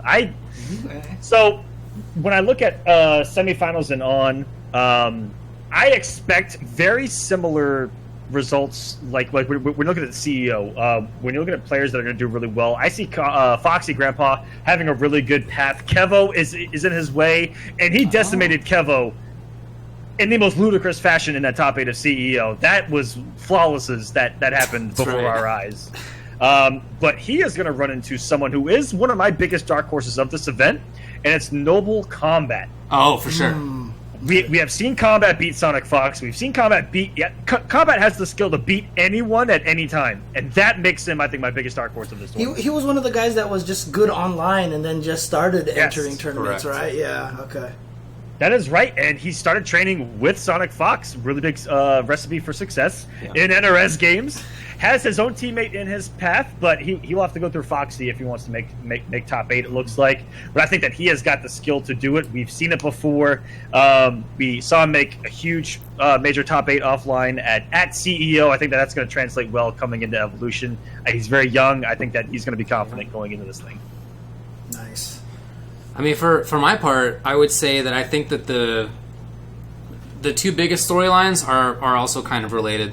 One is that, as you said, there are so many players, and when I looked through the brackets earlier today, there were lots of brackets where I knew of one name. And I was asking my chat too, like, do you guys know? And occasionally we would know two names. Yes. There are so many players who are new. New to Mortal Kombat, new to the FGC, new to tournament play, and I don't know how many of those are going to end up being strong players. Maybe some of them, but I just think it's awesome that there are so many new, not just like players from other scenes and stuff. New players. Oh, okay. Because I was about to ask, this is not like the crossover kind of guys. Well, I mean, maybe some cross. Well, there definitely was a lot of crossover. There definitely was some crossover, for sure. Okay. But on top of that, just Japanese players, new players, and then kind of related to that, there I would say, other than Fox and some of the established people like Scar and so forth, Dragon. So many of the players that I would point out are these young players. Kombat is a perfect example, but I mean players who are 20 and under. They're in high school or they are just out of high school. Deoxys is another example. That is my other dark horse, is Deoxys on that top half of the semifinal there bracket. You go. He's got Scar relatively early, and he's already beaten Scar this year. Yeah. Who would you say is the best veteran in the tournament right now? Like old player? Yeah, I mean, it's got to be Scar, right? Scar's like 29 or 30. I might at this point.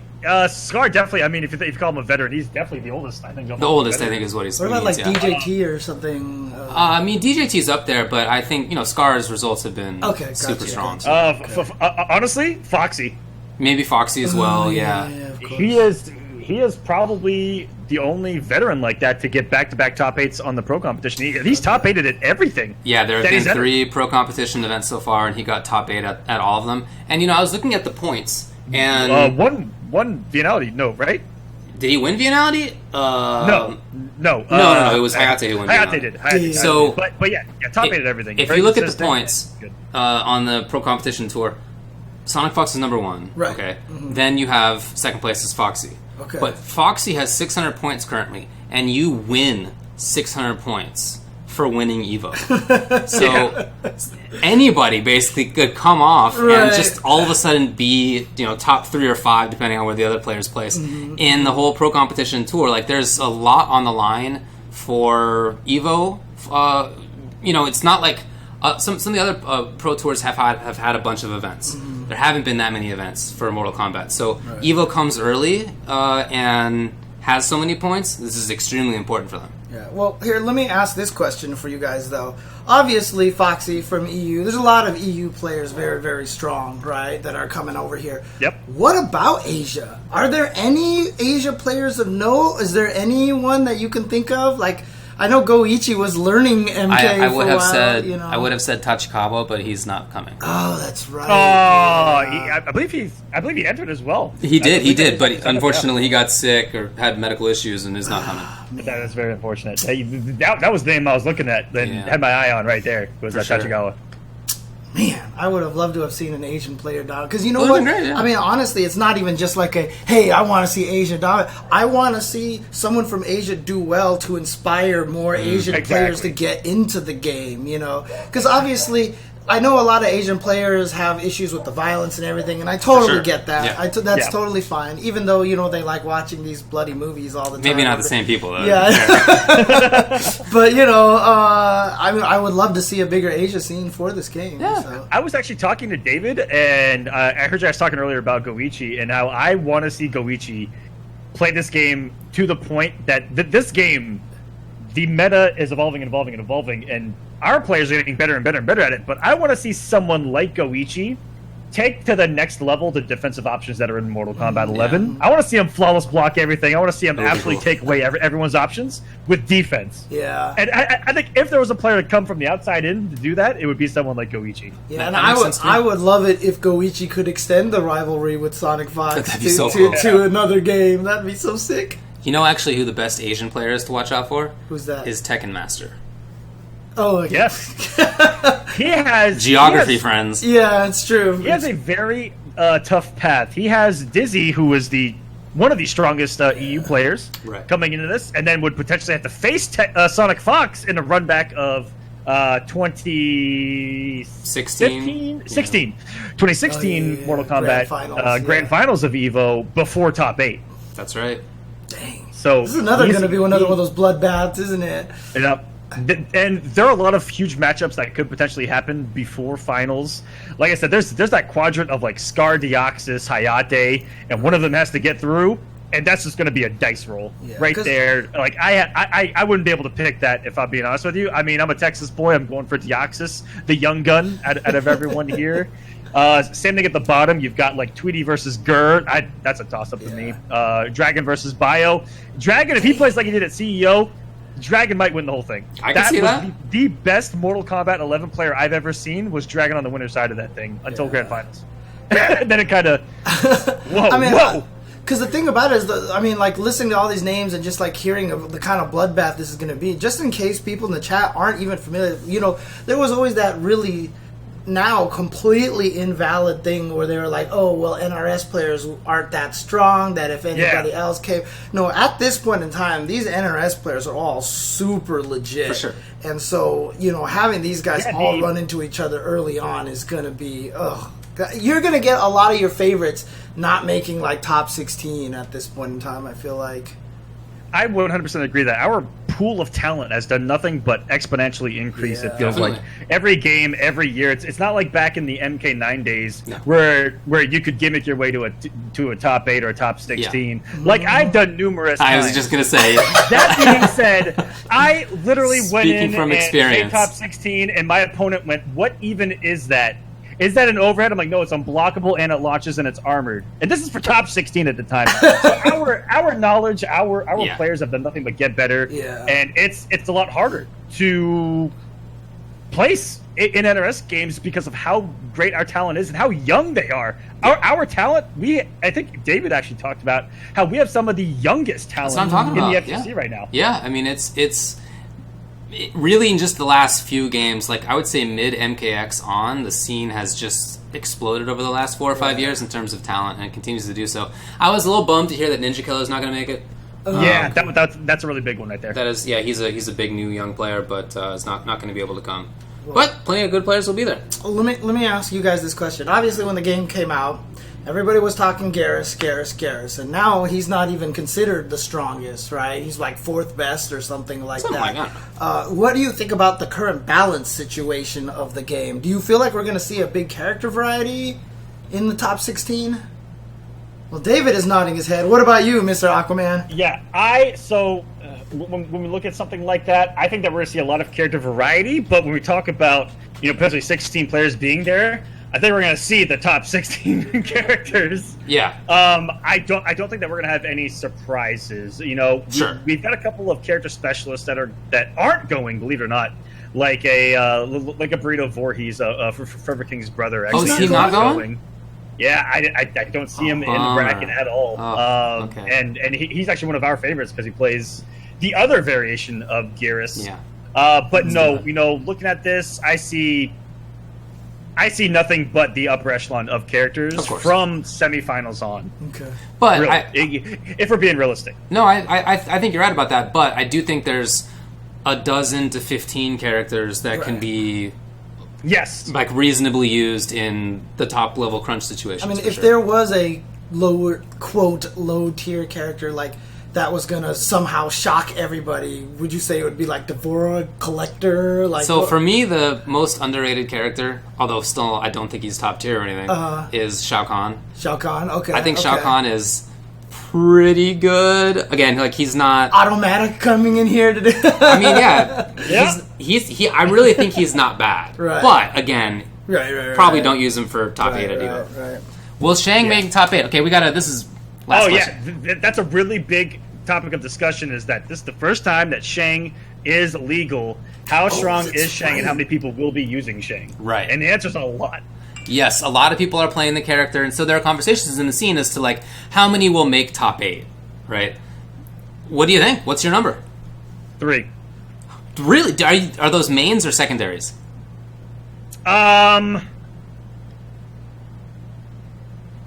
Mix of both. Okay. So honestly, what's really cool is that when Shang first came out, and this is a testament to NetherRealm that has not patched the game yet, and has actually let things fly. Much obliged. I saw you in there, Paco. Good work. Shang, when he came out, and after the first week, every top player was like, "I'm maining Shang Tsung going into Evo."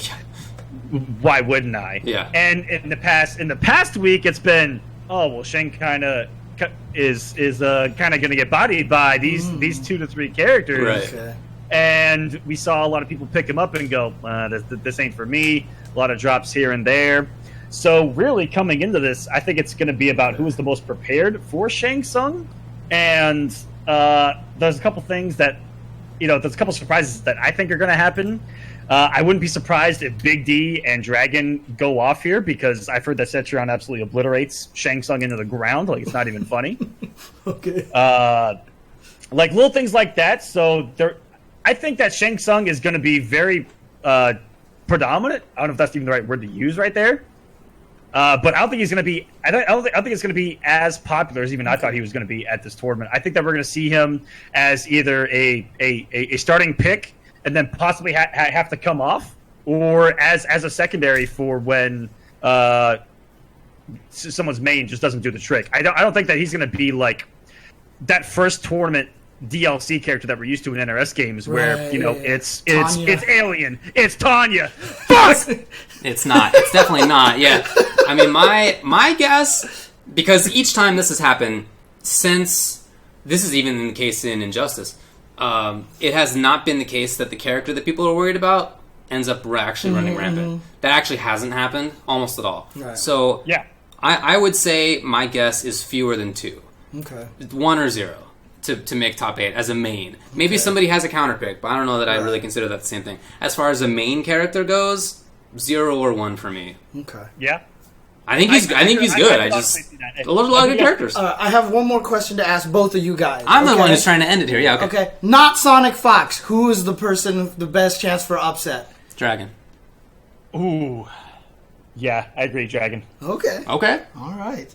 Nice. Did you have anything else? No. It's we have run up against the time limit. Okay, cool. Hey man, is there anything else you want to discuss or pump or whatever? No, just guys, watch NK at Evolution. It's going to be amazing. We're going to be talking about some other things down the road for Mortal Kombat. While we are there, I'm super excited for it. I think that this is going to be the most exciting and largest tournament in our history. Let's fucking go. Yeah. All right. I love it. Let's do it. Yeah, later, man. Thank you. Guess have a good one. See ya. All right. God, he really turned on the esports at the end there. Jeez. Did you hear that voice he turned on? I know, right? All right, guys.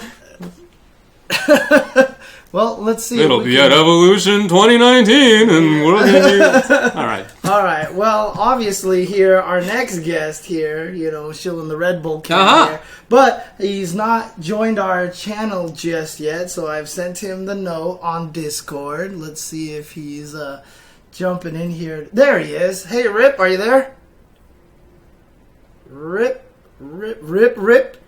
Hey, man. You guys hear me? Yes. Boom! What's going on, Rip? Man, I just woke up, so we're ready to talk about some Tekken and Evo. Wow, you and James should get lunch together sometimes. Maybe breakfast? 3 a.m. Yeah, lunch. I know, right? Hey, your schedule is almost as bad as mine. Jesus, okay. It's pretty bad. How did that happen? You were in Vegas, right? Like, it's not you're not going to other continents. That's part of the reason why my sleep schedule is upside down. Yes, I was just in Las Vegas for WSOE. Okay, that makes sense. Yeah, actually, yeah, okay, maybe in a different way. Yeah. All right.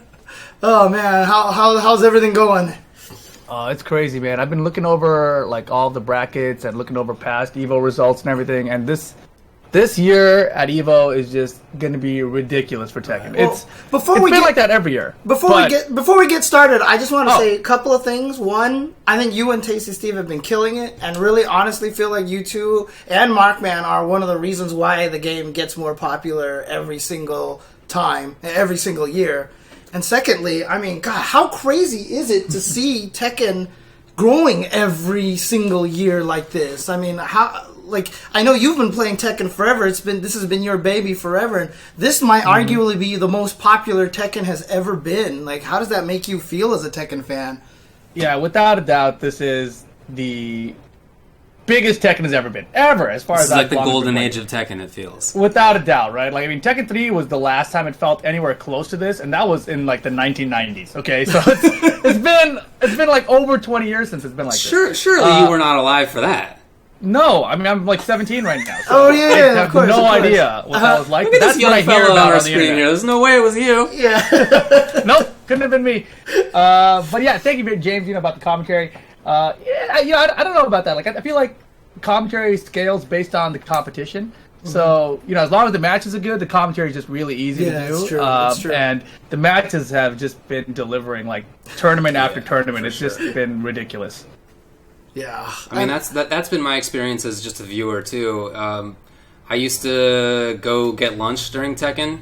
Dude, I got dinner, lunch, I would whatever. sleep Yeah, there. I know. And There's now everybody. Yeah, I know. And now it's oftentimes the game that I look forward to the most, even though it's not a game that I play. It's super hyped to watch. I mean, in my heart, I wanted Tekken to close Evo this year, but just Smash's numbers. Obviously, you gotta course, had to do reward it. that game. But like, just the way Tekken has been so hype and so energetic and just so crazy. Like, I would have loved to have seen Evo close out with Tekken this year.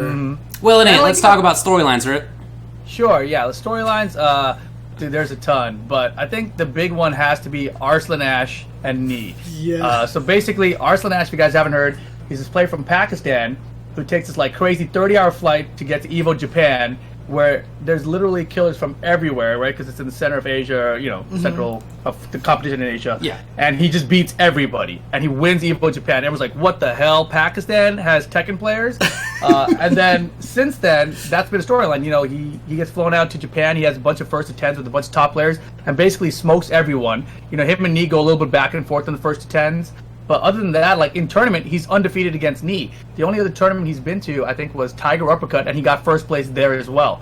Now, for WSOE this past weekend, he lost his passport, ends up flying in late, has to start at the tournament in loser bracket, and loses immediately to Jimmy J. Cran. So it was this weird situation. He goes home with 7th place at WSOE, but he's still staying in Vegas now. Yeah. He's training with Knee and everything, and they're just getting ready for Evo. And he's the only person who could really stop Knee, and Knee right now is the guy who's winning everything, right? Like, this is Knee's, it's the new era of Knee essentially again. He's been the best for so long, but yeah. Sorry to interrupt here, but is it true that people in Pakistan even say that Arslan Ash isn't even the best player in Pakistan, right? Or is he the best player? That's what I've heard, and like I think it's a situation where people in their local scenes perform at a certain level, but internationally you get varied results. The person who is your best in your scene That doesn't do definitely as can well happen. internationally, something like that. But I will say that Kuro and Chikarin, who are top Japanese players, they went down to Pakistan, I think this past week, and they've been running sets with a bunch of the Pakistan players, and they have been getting beat up. So it's been shocking. I watched a Just bunch of absolutely that. Shocking. I watched a bunch of that, and this one dude 10-0'd Chikarin. Yeah. I think it was Yeah. Awais Honey, if I recall correctly, and his Akuma was actually incredible. And that's the thing. I think they have a lot of good Akuma and Geese experience down there. So I think that they're going to be very strong against those characters. And Geese Howard right now is one of the best characters in the game. I think he's a character that a lot of people are looking at like, this character will definitely be in top 8. We might have more than one of them. But didn't Geese get nerfed into oblivion, though? I mean, come Not on. even close. This guy Bronson Tran needs to shut up. Like, he's always out there. That's the It's such a metagame. trolly response thing, But speaking of Bronson Tran, he is going to be at Evo this year.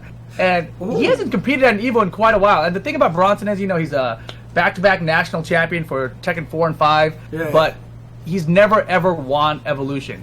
The maximum place he's ever gotten is second place. Yeah. So that means he might have a match where he gets destroyed that I can put in a trailer. Like, I have to make a trailer this year just so I can continue that tradition. There you go. So I'm pretty excited though, because Bronson, I think he's always been one of the top American players. Yeah. Despite not going to as many tournaments, but after Strong Style, I'm a little concerned for him. He doesn't look like he's in top form for an international tournament of this scale. Oh man. So who else should we be looking out for? Or are there other storylines you want to talk about first? Oh man, there is so much. Like, I think the big deal this year is that there are just so many international regions that are covered. Yeah. You know, obviously we've got the USA's top players like Anakin, Jimmy J. Tran, Shadow, Lil Majin is coming back. Spirogen, Rick the Ruler had a great run at what's the tournament? CEO just a second ago, taking a lot of Korean players there. Rick's with his close match against Knee and Combo Breaker. That's right. Peeling and Bronson, of course. Let me see. U.S. players. I'm running down a list. I made a big list of everyone I want to talk about. We've got some Filipino players that are coming. Dojin and AK are going to be here. Book from Thailand. He made top 5 at Evo last year. He's going to be back. Of course. Oh yeah, Sora from UAE. He was the guy who won IESF last year. He has his visa approved. He's going to be at Evo, and this is someone that everyone's very excited to see. Cool. He's another regular Jin player. His name is Sora, Sora. Okay. So he's gonna be someone to look out for in the brackets. He's someone who could potentially cause a lot of upsets. And then if you go over to like Korea, of course you've got every heavy hitter you can possibly imagine that you've heard of in the last few years is coming. JDCR, Saint, Knee, Rangchu, the former champ, Kudan's runner-up last year, TWT former champ, Kakoma, Ulsan, who's been winning a lot of tournaments lately, Chanel, Cherryberry Mango, John Ding, Dimeback, iMusician. The list goes on and on. It's bananas. Let me ask you this. So obviously the storyline has always been that Korea dominates everything. Now obviously Pakistan is coming out of nowhere, but do you feel like also US, EU, Japan have all also kind of caught up to Korea? Is Korea not as dominant as it used to be? I think the problem is that the skill level. I feel like overall, like Korea. Oh, did we lose you, Rip? I can't. Hey, you cut out, dude. Yeah, you said overall Korea, and then we lost you, Rip. He's still blinking green over there. Uh-oh. We can't hear you anymore, Rip.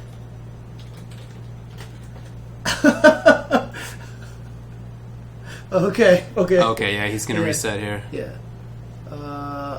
Are you back? Can you hear us? Rip. Now Is this? Oh, yeah, there we go. Alright. Okay, that was scary. Okay. Yeah, you said overall Korea. Sure. So overall Korea, their skill level, like I feel like everyone's kind of catching up for sure, right? Okay, but okay. At the highest level of the game currently, anyone can beat anyone, but the top guys are still Knee, Arslan Ash, and JDCR. He's up there now. Uh-oh. Did we lose you again?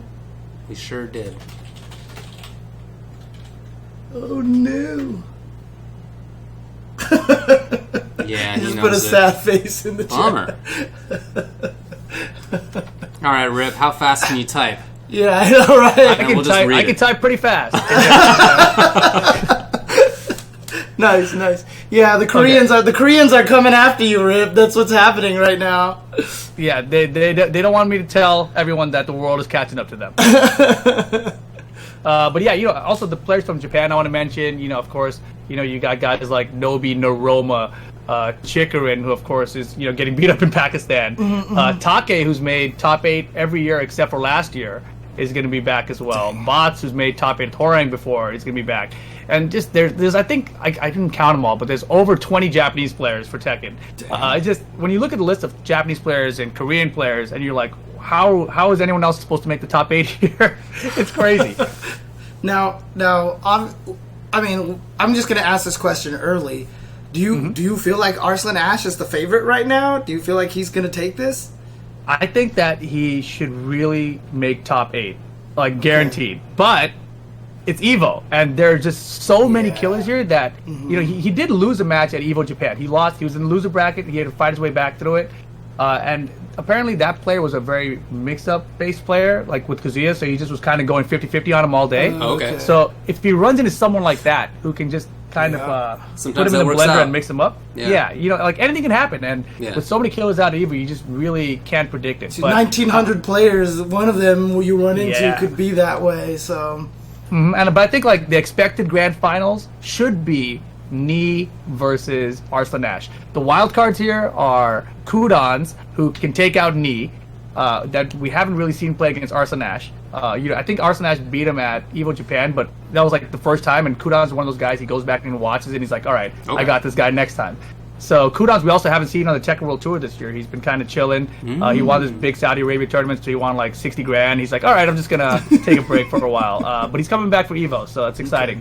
You know, and another region I forgot to mention earlier, South America is coming. Abel Del Maestro, who had a crazy run last year, he's going to be at Evo this year. I think this is going to be his first Evo. El Negro, formerly from Venezuela, I think now he lives actually somewhere in the USA. He's also going to be here as well. So it's crazy. And also EU, I forgot to mention EU. Super Akuma, Fergus, King J, Yoplix, Harry Potter, Reinhardt, of course. And this guy, Ivaro Akon, who's a lay player, who did really well at Evo a few years ago. He's back because Lei is obviously finally back in the game. So there's a lot of killers, a lot of potential here.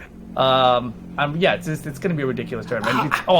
Even Australia, I forgot. Australia, New Zealand, Dion Gray, Fade, Brownman, Aiken, who's the top Mishima player down there. Cool. Alchemist, very knowledgeable commentator as well. Rek, a really good Horang player. Cool. All these guys are going to be here. So yeah, just, you know, and Tekken Master from Asia, as you mentioned. You know, he's everyone's going to be here. Nice.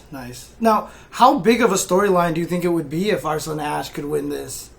Oh, that would be huge, right? Because he literally like exploded onto the scene at Evo Japan. Like, Nee had gone to a tournament down in Pakistan before and lost to him, and everyone's like, "Oh, you know, Nee was tired. He had his trophies just destroyed at Green Arcade, so his mind wasn't all there." Oh, I remember that. Right, and so, you know, a lot of people like making a lot of excuses for him, and then Arslan Ash comes to Evo Japan and beats him, and it's like, yo, now what? You know, and so if he comes back and wins again, you know, back-to-back Evo's attempts, you know, Evo Japan, Evo Vegas, right? That'll be ridiculous. Yeah, and of course, Evo this year is back on the Tekken World Tour. It's gonna be a Master Plus event. That's right. So if Arslan Ash wins this, he's basically already qualified. It's basically an auto qualifier. Good. Yeah, and I just want to take kind of like a little sidetrack here, but shout outs to Sherry Genix and E-Fight Pass. Oh yeah, because they were the ones that got Arslan Ash the passport and the visa to get into the United States. Otherwise, he wouldn't even have been able to make it to USA. So honestly, shout out to the E-Fight Pass crew. For sure. So yeah, I don't know how visas work, but you know, whatever they're doing, it's working because I don't even know. He's making it out everywhere. Yeah, those are complex. Yeah. Man.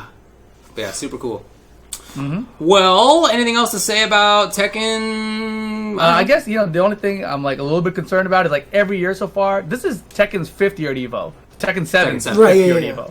And, you know, we've always had one USA rep make it in to the top 8. We have a good chance this year. You know, we've got Jimmy J. Tran, Anakin, Cuddlecore's playing phenomenal.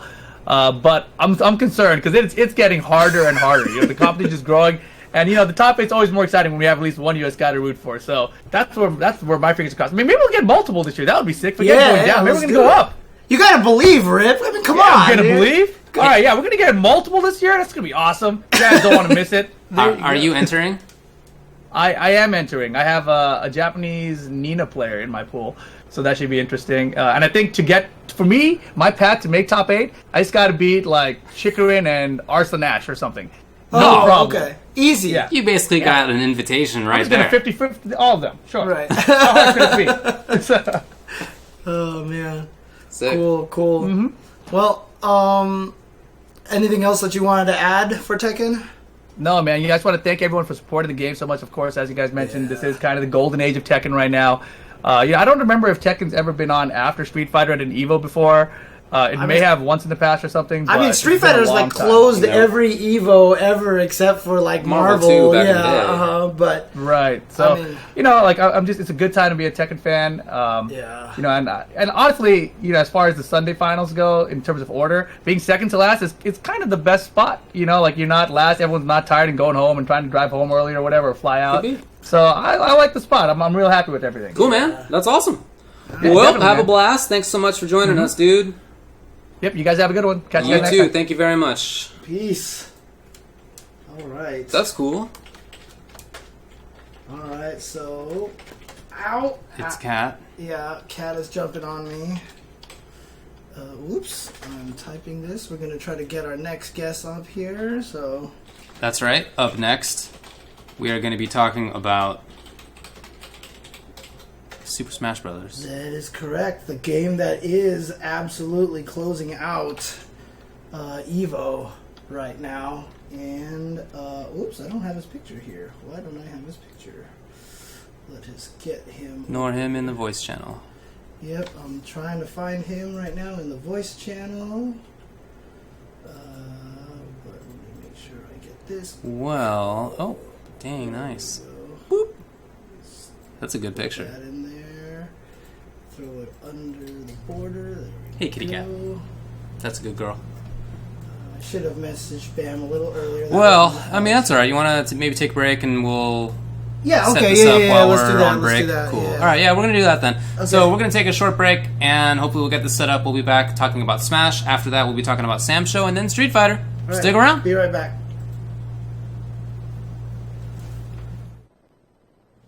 All right, welcome back to the Tuesday show. We, as we said before, are covering EVO 2019 all night tonight. We've gone through 6 of the 9 games so far, and now the 7th is going to be Super Smash Bros. Ultimate. 7th and biggest. Definitely biggest. for Second sure. biggest at EVO ever, right? 3,526 players, more than Smash 4 plus Melee combined last year, and second only in history to the 5,000 plus of Street Fighter 5 3 years ago. Which I still feel like is more of an anomaly. Oh yeah, So this, I feel like, is kind of more the... like it might happen next year too. Right, Yeah. exactly. Yeah. This is like the legit biggest tournament ever. Anyway, what's up, Bam? Bam of the people, what's going on? What's going on, fellas? How you guys doing? Thank you very much for joining us.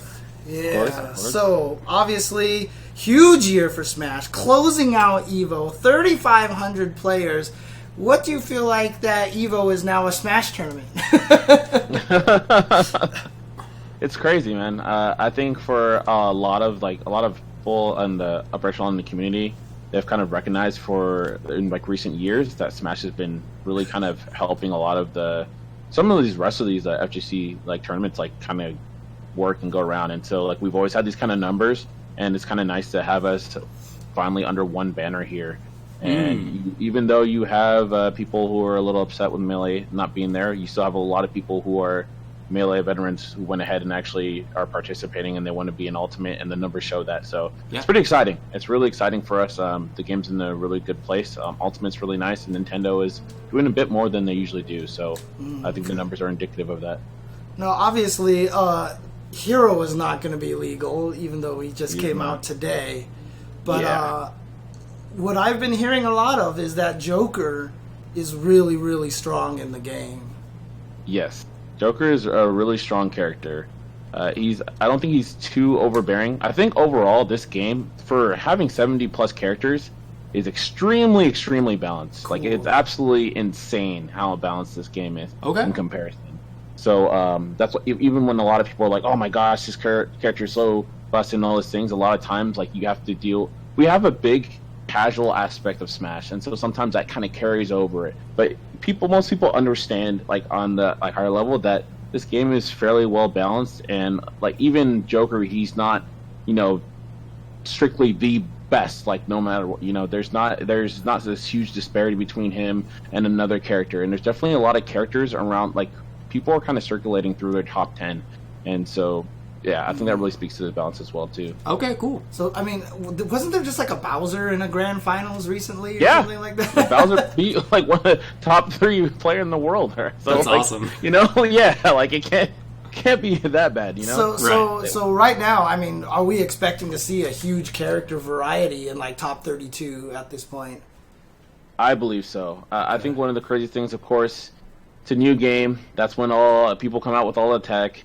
It's the first time Ultimate's going to be at EVO, and you're going to have staggering numbers. You also have a huge influx of Japanese talent coming. And when it comes to Smash, the Japanese players have always just been really... I mean, I think this is that across the board. They've always been great character specialists, and you have a ton of them coming in. And again, the game is really balanced, so there's a lot of characters. If you don't understand certain nuances about them, you can get run over. And that's kind of the biggest thing here. So I do think that we're going to see quite a variety in the top 32, and I think we're going to see actually a lot of upsets from people because people just haven't played someone with that skill level in tandem with these characters. So it's going to be really interesting. Wow, that's cool. Yeah. Anything else major in terms of sort of larger storylines? So one of the biggest storylines is so far it's been that MK Leo has been by far the best player in the world. Okay. And he has been dominating a ton of people, a ton of tournaments. He's been winning the majority of tournaments easily.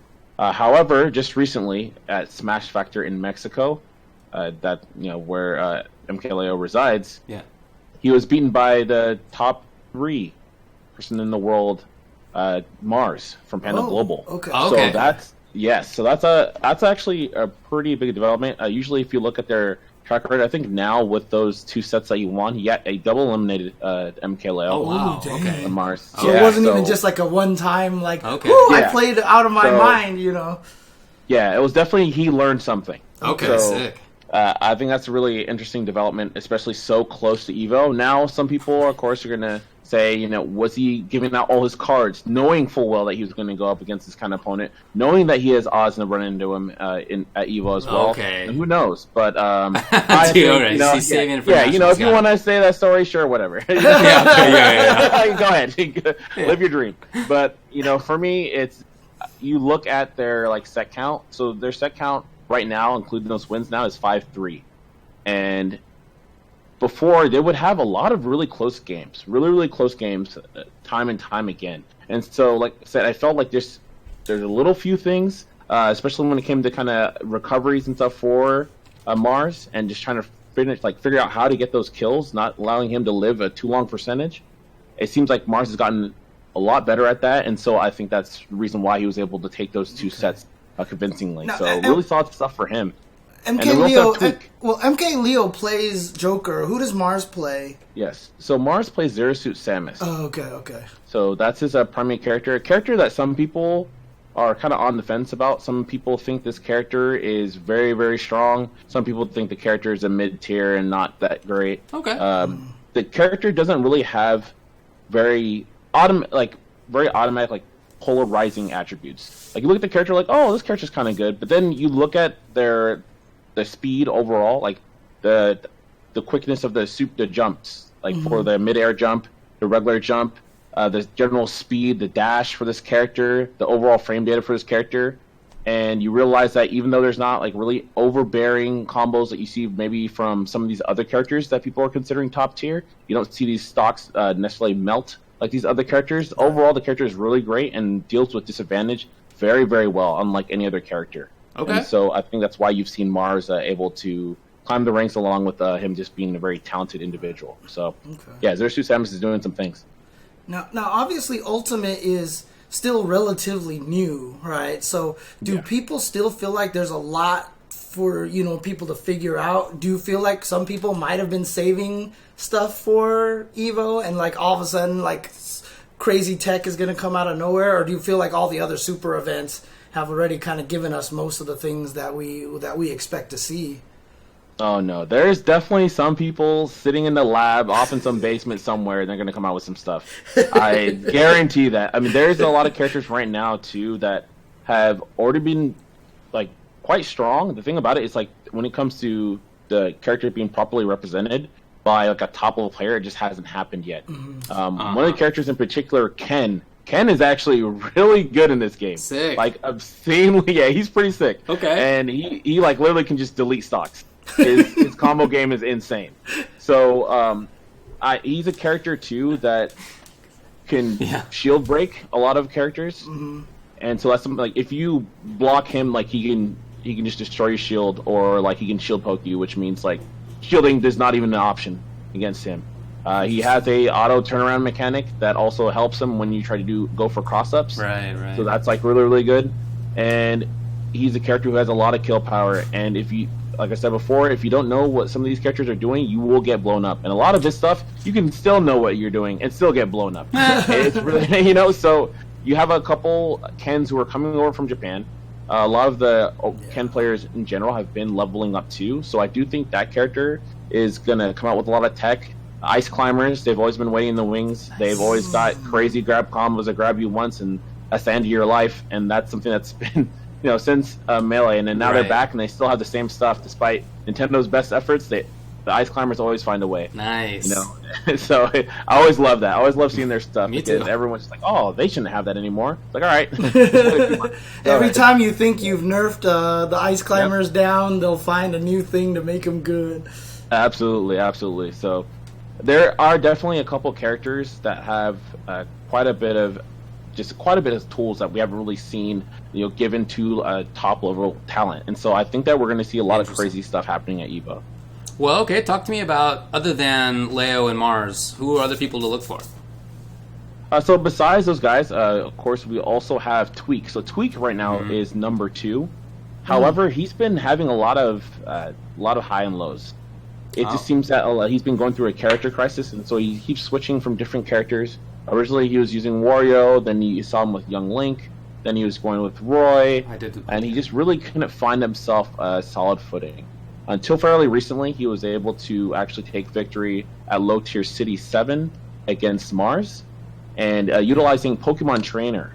Oh, wow. Oh, So, interesting. Yeah, and he feels really comfortable with that character.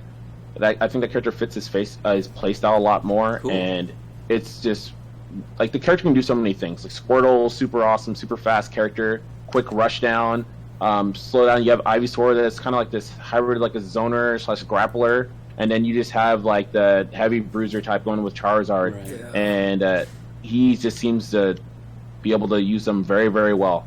He's got a lot of better understanding than most people when it comes to their defensive habits, and the character has been on the rise as of late too. You have people like Wishes, and a couple other players too have been doing really, really well with Pokemon Trainer, and now you have number 2 in the world actually coming out the bat with that. So that's going to be really exciting to see him. Actually, before we get into some other players, I mean, some people in the chat are mentioning Leffen because Pokemon Trainer kind of brought up, but that makes me just want to ask a question.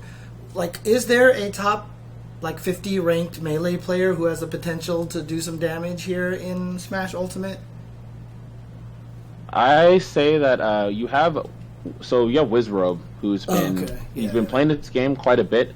I mean, this guy is an incredible talent in virtually every Smash game. Right. You know, he's been a threat in 64 in Melee. He's like, someone did some things in Brawl. Was playing a little Smash 4 as well, and now he seems like he's picking up the speed now in Ultimate. Yeah. And so he's someone who I definitely feel like has the potential there. You also have a Panda Global's own Plup. Plup is very, very, very good at this game, and I think that it comes down to him kind of getting some of that understanding, because when you look at Ultimate, it's much more of a hybrid of Smash 4 and Melee. And so I think that a lot of times certain skill sets that people would favor in Melee, those will, like edge guarding, all those kind of things. Of course, the Melee players are going to be really good at that, and they're going to be able to implement that far easier than the Smash 4 counterparts. Makes sense. However, there's some other things in Smash 4 that certain nuances they don't know yet, as well as having such a huge, like you have a divergence of, in Melee, you're looking at 4 or 5 characters in those matchups around there. You're looking at now 70 characters, and you have right now like 30, 40 of them are viable, so it's something where it's a lot of matchups, a lot of different nuances that Melee people aren't really familiar with. And so I think that's just going to take time for him to learn it. But if he does, I think that he will be such a threat. Already he plays with a lot of the top talent in Ultimate already, and he's taking games, taking stocks, he's training with these guys. And so it really comes down to a lot of these guys if they really want to do their due diligence and actually move forward in Ultimate. Because I think there's quite a bit of players in Melee that can do so. There's a lot of things that carry over. But again, a lot of people, if you play Melee, you play Melee. That's usually how it goes. It's been changing a bit with Ultimate, but that's still a strong component there. Well, we're starting to run out of time here, but are there other players that you wanted to highlight, or is there anything else that you wanted to talk about? Like EU players? Did we talk about EU players already or anything like that? Oh, no, we didn't. So we do have Gluttony. So Gluttony has been, so he has always been a dominant player. He means Wario. He has done fairly well. He actually did really well at Smash Factor, the event again that just happened last weekend. And so I think that he's on course to blow some people up too. His character is very scary as well. Like, if you like, it's kind of almost like I would call him like the heavy-set version of Jigglypuff, where he's just like, he is able to, with his waft, delete stocks as well too. He's really his aerial mobility is just something that's still like, even in Smash, it's such a it's cool. It's just it's like people just aren't really used to having that level of aerial mobility to be able to weave through the air so easily. So cool. I think that he's someone who's also going to do really well.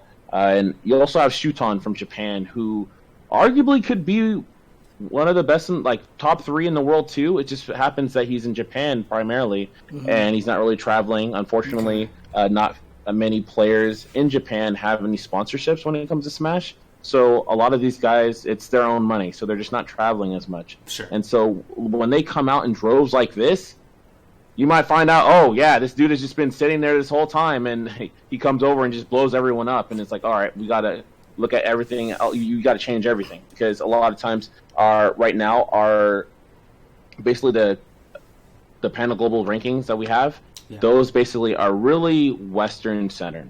So okay. We could very much see some of these other threats from Japan, even players coming from Mexico are very, very talented as well too, come out here and blow people up. And it's Ultimate, it's still a new game, so there's no one's safe. No one's safe. Okay, so cool, man. It's gonna be fun. That's good. That's good. Cool. And how does it feel? Like I said, I mean, one more time, just like to close out Evo. You know, to have Smash be the final game at Evo. It's amazing. I think a lot of us did not think it would happen, even though we had the numbers. Right. A lot of people were like, "Oh, we're probably going to be second or third," and so I think it's really great for us. I do think there's a slight concern about viewership because it's going to be later, but it'll be good. We'll see how that goes. Yeah, I think all in all, it's an honor to actually be able to be first finish off last and just close out the show. And so I hope that everyone just brings their A game. I think that when you are put in that kind of position, you want to respect the fact that you've been put last and you're supposed to close out the show. And so usually people tend to play better.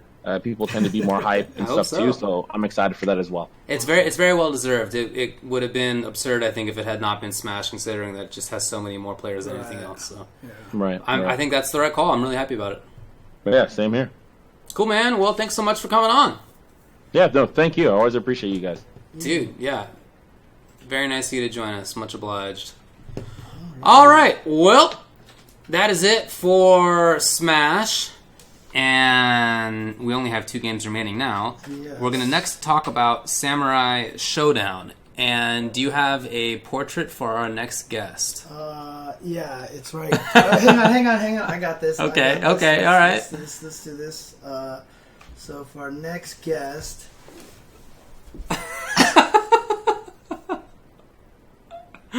There we go. You got to screenshot it. Yeah. No, you did not miss it. Samurai Shodown is what we're going to talk about now. We have talked about 7 of the 9 games. Talk about SF5 last. So, James Chen, thanks for joining us. Much obliged. Very nice of you to do so. Yeah, I've been following a lot of Samurai Shodown. I've been playing it a lot, just talking with everybody. I figured we could bring someone like Olaf or Corey on, but we would have all said the same thing because all 3 of us are talking about the game constantly. Okay, cool. Anyway, so basically right now, I feel like the main storylines for Samurai Shodown. 1, the game is brand new. Yeah, right? Very the new. game is super new, right? And what's actually been really interesting is that the tiers are changing a lot. Okay. Like, it keeps shifting. Okay. And characters that we thought were terrible at first, like Yashimaru, right, have turned out to be just like they're super good, right? So there's been a lot of variance, and outside of like the 3 or 4 characters that are at the bottom of the list, like everybody else is super viable in this game, and because of the nature of the game, matchups matter a lot in this game. So it's one of those situations where it's like, oh, this character's top tier, that means they beat everybody below. That's not even necessarily true, because there's just certain matchups that just kind of change things up.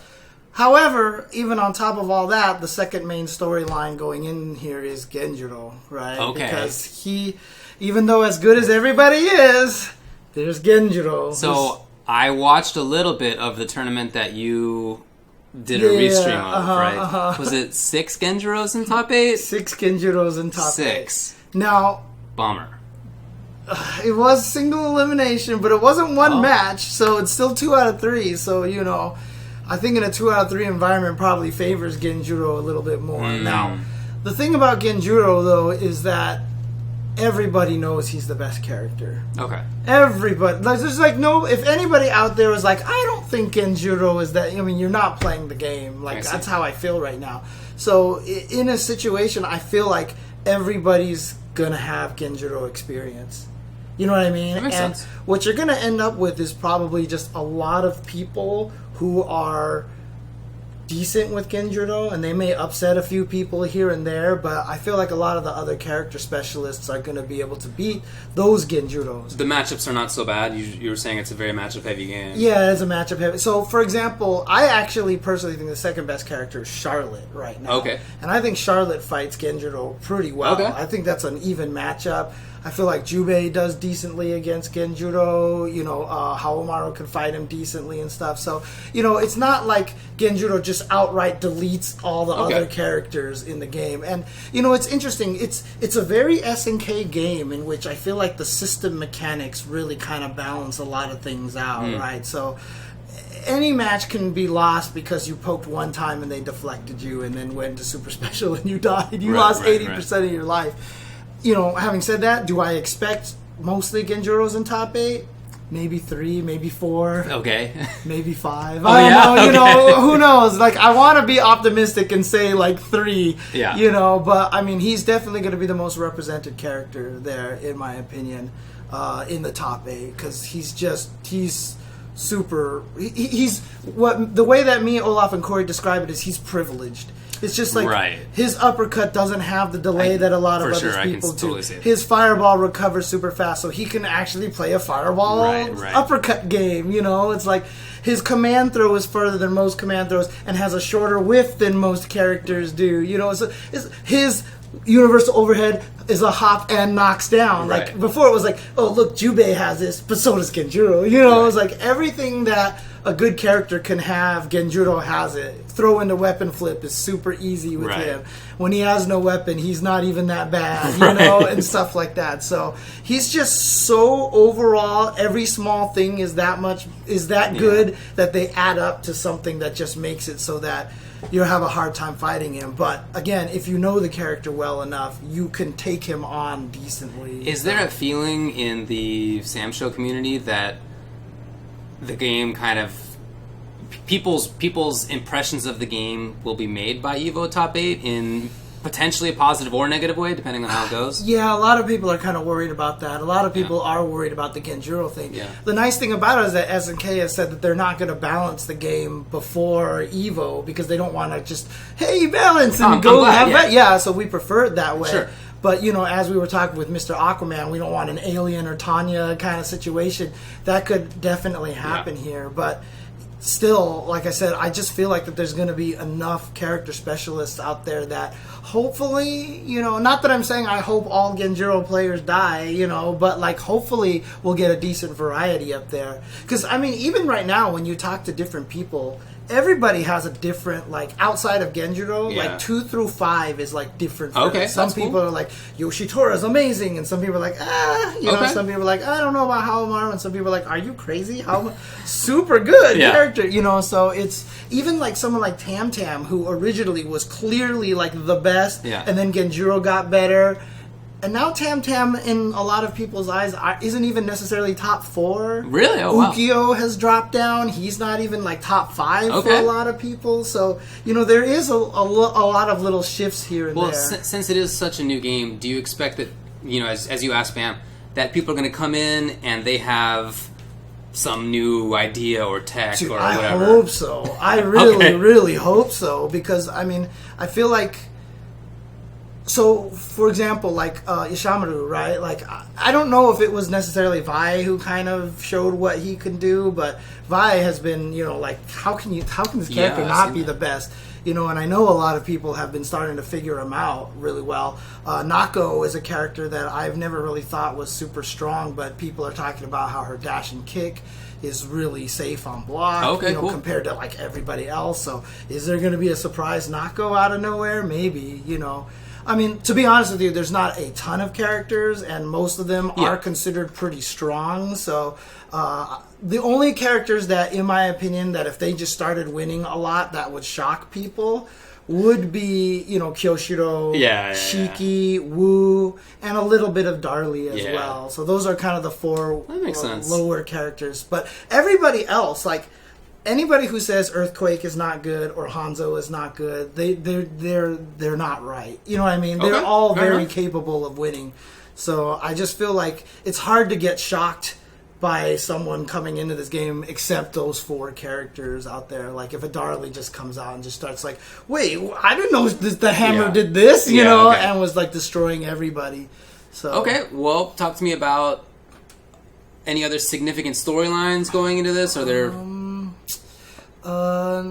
I mean, obviously the newness factor is a big one, right? Big So part. I'll get into this talking about the players as well, Yeah. because one of the storylines is there's just been no cross. You don't know. Right. Yeah, like we've hardly ever had a chance to play against each other, and you know, Japan rates Galford super high, right? And US, I think we're starting to understand that, but I don't think we have him as like crazy, like just under Genjuro tier like a lot of other people do. Okay. But Japan loves Galford, and like he's obviously super good, and like I said, I think we're starting to see why, but I'm really interested in seeing how a lot of the different, you know, styles match up. Having said that, that Japan tournament had 6 Genjuros in top 8.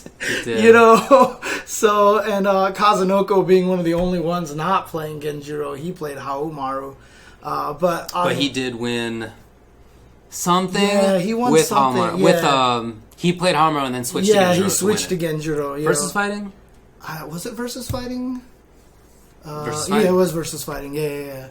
Yeah, I mean, look, I've talked to at least 3 or 4 people already, and I'm sure there's going to be way more that are using all the other characters, and they're like, I think I'm going to have a pocket Genjuro for Evo, because I know this. the characters... You're a Genjuro player. Yeah, because Genjuro is just really, really well, okay, strong. fine. So characters, but since it's so new, it's not just that, like, U.S. hasn't seen Japan. It's like West Coast and East Coast haven't had much time to mix either. I mean, you just don't know who's good, really. Exactly. And, you know, it's going in here, there's a lot of interesting storylines, right? Like, one of the biggest, player storyline. Yeah. One of the most interesting ones is, like, Justin Wong, right? Okay. I mean, fundamental man. And like I said, Tam Tam isn't even necessarily as strong as he was before, but doesn't matter because it's Justin Wong. Okay. And Justin Wong's...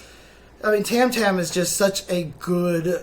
I mean, you know, you play Tam Tam a little bit. He's such a good zoning character. He controls space well.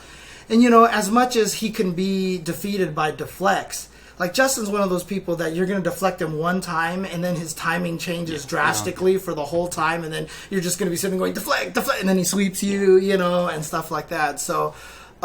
it's going to be really interesting. Justin, I think, is going to be one of the players to watch. I think he has a really good shot of doing really, really well. Because this game is all about feels and all about emotions, right? It's all about reads and like this. I feel like doing this because this feels like the right thing to do. I feel like Justin has always been one of the best at that, right? And so I feel like this game kind of goes right up his alley. Okay. So Justin is going to be one of the strong American players. I mean... we have a lot of strong people, and that's another weird thing too. Is that East Coast, West Coast, even in the States, hasn't even had a chance. But you know, obviously, Aru, Jonah are 2 of the strongest players from NLBC. Henry Sen. I hope Chris Hu is coming and playing. I don't know if he's showing up because he might. I haven't had a chance to check to see if he's in the bracket or not. He's obviously a family man, so it's harder for him to travel at this point. On the West Coast, you know, Corey Bell has been doing really well, but Vi, I wouldn't even be surprised if he snuck in there and made top 8. Kizzy K is really good. Eliver, Nerd Josh, even Olaf has been doing really well. I mean, Olaf and Corey have been grinding this game. I mean, like, seriously, they've just hung out and been playing for 48 hours in a row. Oh, wow. Okay. I've sat down with them and given them a bunch of Charlotte practice. Cool. Honestly, I feel like if I entered, I would do well. Okay, I really honestly feel, and the sad part about it is, I would be maining Charlotte, not Jubei. Because Charlotte is just so good. Charlotte is so good. So, those are some players from the U.S. Are there players from the EU that may be notable, or is that just not known yet? I mean, I know Ryan Hart was playing, but, like, again... Mr. Crimson, I believe. Yeah, there's going to be a lot of people who are going to be... It's just, you know, the beautiful thing about Samurai Shodown is it's not one of those games where you have to memorize, like, oh, is this move plus, minus, whatever kind of thing. So I feel like a lot of the players who are just going to be strong in general are just going to show up and just, like, be able to play really, really, really well. I personally don't know a lot of the EU guys who are focusing on the game, because, like, a lot of the guys that I just mentioned here in the States, like Corey and Aru and those guys, like, they are focusing on this game. Like, this is their number 1 game, to the point where even even talking to Olaf, he's like, maybe I'll just DQ myself out of the other games I entered, because like that's how important this game is to them and stuff. So, in Japan, Harumi has a really, really strong Genjuro we saw in that tournament. Yeah. Kazunoko, of course, with the strong Haomaru and sub Genjuro. Yeah. Dude, Pugera's Genjuro was really good. Cool, His Genjuro during that tournament, and I mean, he looked really, really strong. Cool. And again, when we saw the stats, when we went over the stats like last week or 2 weeks ago, the crossover between Street Fighter V and Samurai Shodown was huge, and Samurai Shodown had like the second most foreign entrants or something like that. And I just have a funny feeling, like that's the scary thing for me in this game is I just feel like you're not safe against anybody. Sure, because makes sense. We just not sure, we don't have enough footage yet. We just don't have enough out there to say, okay, look out particular for this guy. Look out for Ponpina, I think it was his name, who won that tournament there. Okay. I hadn't heard of him. We heard Juushichi talk about Sonaru, the best Elton player. He was in that tournament, and he was doing really well with Yoshitora. Oh, sick. And so, again, we're just going to have... I think one of the other storylines that I forgot to bring up is what Dragon Ball was last year is Samurai Shodown this year. We're getting players from all the different scenes coming here. Yeah, it's the melting pot game because it is such a good secondary game to learn.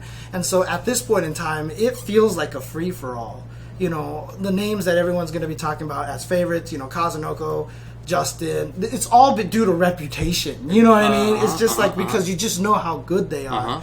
And, one name that I have to bring up because he's going to be at Evo and he's going to do well. And, obviously we've talked about it in the past, so I'm not going to get into it too much. But Infiltration is showing up to Evo this year. Indeed. He's also using Genjuro. And clearly one of the smartest fighting game players of all time. Of course. Right? He's just amazing fighting game mind, and he's going to be there. And so...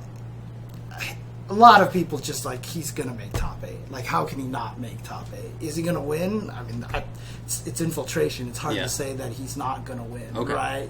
So it'll be kind of cool, though. But, I mean, already we've seen, for example, at Wednesday Night Fights, we had Vi versus Kizzy K, and I was like, I've never seen this human matchup, you know what I mean? So that's cool. We're going to get a lot of interesting crossover for that. Cool, man. So, yeah. Well, anything else you want to say about it? Or I'm excited to see if we don't get a lot of Genjuros in top 8. I mean, like, it would be really cool. It would be really cool if that kind of thing happened. And, honestly... If it did not happen. Yeah, if it did not happen. The interesting part for me, and this is post-Evo kind of thing, like, Genjuro is going to get nerfed in a patch. Like, obviously. Clearly. But I feel like if they don't pay attention enough to Charlotte, that she might actually kind of, like... Because not many people are talking about that character. Okay. And it's weird because a lot of these people that I mentioned, outside of Justin, so Justin did pick up Charlotte at some point, which is great because both me, Corey, and Olaf were like, play Charlotte. And he was like, I like Tam Tam. Then he tried Charlotte and was like, whoa, she's godlike. And we're like, see? So not a lot of people are talking about her. And so like I said, I'm winning really well with her. And I will not even lie that a lot of it is character. You got to be honest, yeah. So, Charlotte, I'm hoping to see some Charlotte damage there at the tournament. Very cool. So. All right. Well, okay. I guess that's it for Samurai Shodown, which will be the finals at, what did I just say not very long ago? It's going to be the second to last on Saturday. 4 p.m. Saturday. Yeah. 4 p.m. Saturday Pacific time. All right. And then that leaves one game, which is Street Fighter V. Street Fighter V, which means here. There you go. Okay, so we're the Street Fighter V, obviously here, and yeah, I'm just confirming it is indeed 4 p.m. on Saturday. So yeah, Street Fighter V. Oh, that's right. Henry Sen plays Charlotte as well. That's right. I've seen him do that. Yeah. At NLBC. Okay. So, what do you want to talk about first when it comes to Street Fighter V? Number one, to you, the biggest storyline. The biggest storyline, clearly this year, is we thought 2017 was the year of Punk. We thought that was going to be the best chance for America to win. maybe we were wrong. Is 2019 actually the year of Punk and the best chance for America to win a major Street Fighter since 4? I mean, the kid is 10 years old. Like, it's going to be Street Fighter. It's going to be United States' year for like the next 30 years that he wants it to be. Right? But yeah, sure. Yeah. This is definitely one year that it could be. I think if Evo were to be earlier in the year, I think that I would have felt pretty confident in saying that I thought it was Punk's time. Now, I mean, obviously he's still one of the best, but the way that Bonchan has been playing, I think that I'm a little bit less convinced. Interesting. I mean, if you look at the CPT points right now, Punk is just killing it. He has 31.95. The second is Tokido with 21.45. It's a huge disparity. Right. But like I said, Bonchan has been really killing it.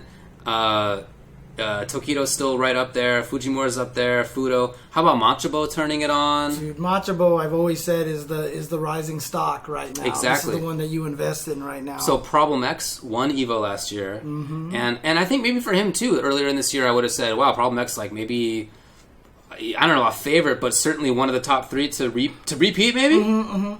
I don't know that I would say that now, but it's not like a big downhill. I think it's more that there has been this come up of Bonchan, Machabo. Yeah. You know, to me that's felt like a stronger phenomenon. Street Fighter V is the talent pool of Street Fighter V. I don't want to say is like one of the hardest ones of all the fighting games, but it really is one of the hardest ones of the fighting games. Look, dude, I went through the bracket this morning, and I went through MK this morning, and as strong as I think the MK scene is now, there were lots of pools where I didn't know anybody, like I was saying earlier. And every single pool, Street Fighter V had at least one, mostly 2, sometimes 3 people who I thought could credibly get out of it. Right. It is, even though it's gone down to, 1,951 players, that is a dense 1,951. Yeah, the fluff is gone. There's right not much now. fluff there. There's not much There really fluff. is not. But here's the thing, and I'm not trying to be a homer here for Punk or anything like that, but Punk has this weird thing where he performs based on how much he kind of wants it. Like, you remember DreamHack? He was like, "Oh, I lost, but whatever," but someone bragged about it, so then he was like, "Oh, I'm going to beat you now." I think it was Hot Dog. Yeah, Right? Yeah, Hot Dog sent him to loser's side in top 16. because he said he didn't care as much. And then, I remember saying at the time, like, I don't think he's playing that well. Yeah, Punk. And then the next day, Punk just destroyed everybody. Yeah. And we asked him, and he was like, "Yeah, I didn't like that he was like celebrating that he beat me, so I decided to care about it, and then I won." Right. I was like, "What he changed?" And the one thing that I will say is that Punk has told me, like, he doesn't even care about Capcom Cup. Yeah. He only wants to win Evo. Like, that is his goal. He Right. wants to win Evo. And you saw it when he lost Evo. I mean, he was in tears, right? When he's lost Capcom Cup, he's just like, But Evo is the one that means the most to him. So, he has the potential to come in here and just being on his game. And right now, the way that he's been playing, he's won, 4 premieres this year already or something like that. But I feel like he is in a field of so many strong players. It's fascinating to me that he could be so dominant. His years so far is first at Final Round, second at NCR, 7th at April Annihilation, first at the Mix-Up, first at Combo Breaker, first at DreamHack Dallas, 17th at CEO, 9th at Game Over, second at Toryuken, second at Versus Fighting. So this is what I mean when I say that I think earlier in the year I would have been like, Punk for sure. Yeah. Mm-hmm. But that's not even that long ago. DreamHack was it was the first weekend of June. Yeah. So we're not going back far in time, and I certainly think that he's capable of still taking it. And the fact that I'm speaking of him as if he's past tense, even though he just got second at 2 big events. Right? Like, for him, that's like, only Grand Finals? Right, yeah. I mean, the only reason why I would be sitting here being like, I don't think Punk can take it, is just because I just don't want a commentator's curse him. But yeah, I mean, Bonchan has been killing it. Machabo has been killing it. I've been really impressed by, I feel like Infectious being able to travel has been super great. That's been super cool. I'm looking forward for guys like Angry Bird, Angry Big Bird, yep, those sure. guys, obviously. Man, there's there's too many players to mention, really, is the thing. There is, as we said, a ton of talent in it. I think one interesting thing to talk about is Karen. and the character aspect going on right now, I would tell you that I think that Season 4 is the most balanced of the Street Fighter Vs, and that it's my favorite season. Yeah, for sure. yeah. I like it. I agree with both of those. So. And yet, at the same time, Karen has been in grand finals of all the premieres. Yeah, but that's 2 players, right? It's Punk and Bonchan. Has there been a grand finals where neither one of them were in there for a premiere? No. Right, so it's just been those 2 guys. At the same time, Phenom's been stepping up with true. Karen. A couple of other players are talking about and have in fact started to go to Karen. What do you think about that character and sort of what to expect at EVO? With this, again, idea in mind of other people picking her up as well. Well, yeah, I mean, what I said about Genjuro and Samurai Shodown is happening a lot in Street Fighter. I just saw K-Brad talk about it. He's going Karen. Like you said, Phenom has gone Karen. A whole bunch of people have gone Karen at this point in time. I mean, again, that character is definitely strong, but she's just not one of those characters that is strong on her own. You know what I mean? Yeah. Like, you have to be another level of a kind of player to be able to win with Karen as efficiently as Bonchan, as Punk, right? And, you know, nothing surprises me that Bonchan is doing well and is right up there because that's who Punk idolized, right? You know, like, he definitely saw something in Bonchan and, you know, they're the 2 that are succeeding with this character. Sure, I mean, just think back to a couple of years ago when Bonchan did win 2 premieres in a row and then had some health issues and pulled out. Like, he is an extremely talented player and has shown that over and over again throughout the years. But, you know, if you look at the characters who are up in the top 10 of CPT in terms of a major, right? So obviously Punk, number 1, Karen is the main character, although he's got plenty of others. Tokido Akuma, Bonchan, Karen, probably say Karen Natsugat. Fujimura, Ibuki, Problem X Bison, Fudo with Miko or Birdie, I guess maybe we do this.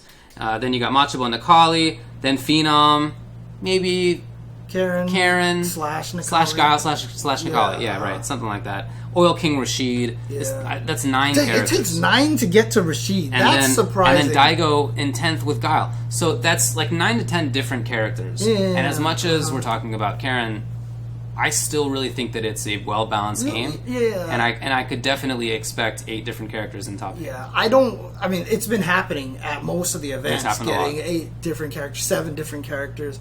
And, you know, it's kind of a shame that we haven't even mentioned guys like Tokido and Daigo yet, you know, because they're obviously... Oh, we just talked about it. Well, I mean, you mentioned him here just in this list, but we haven't been like, oh, they're favorites.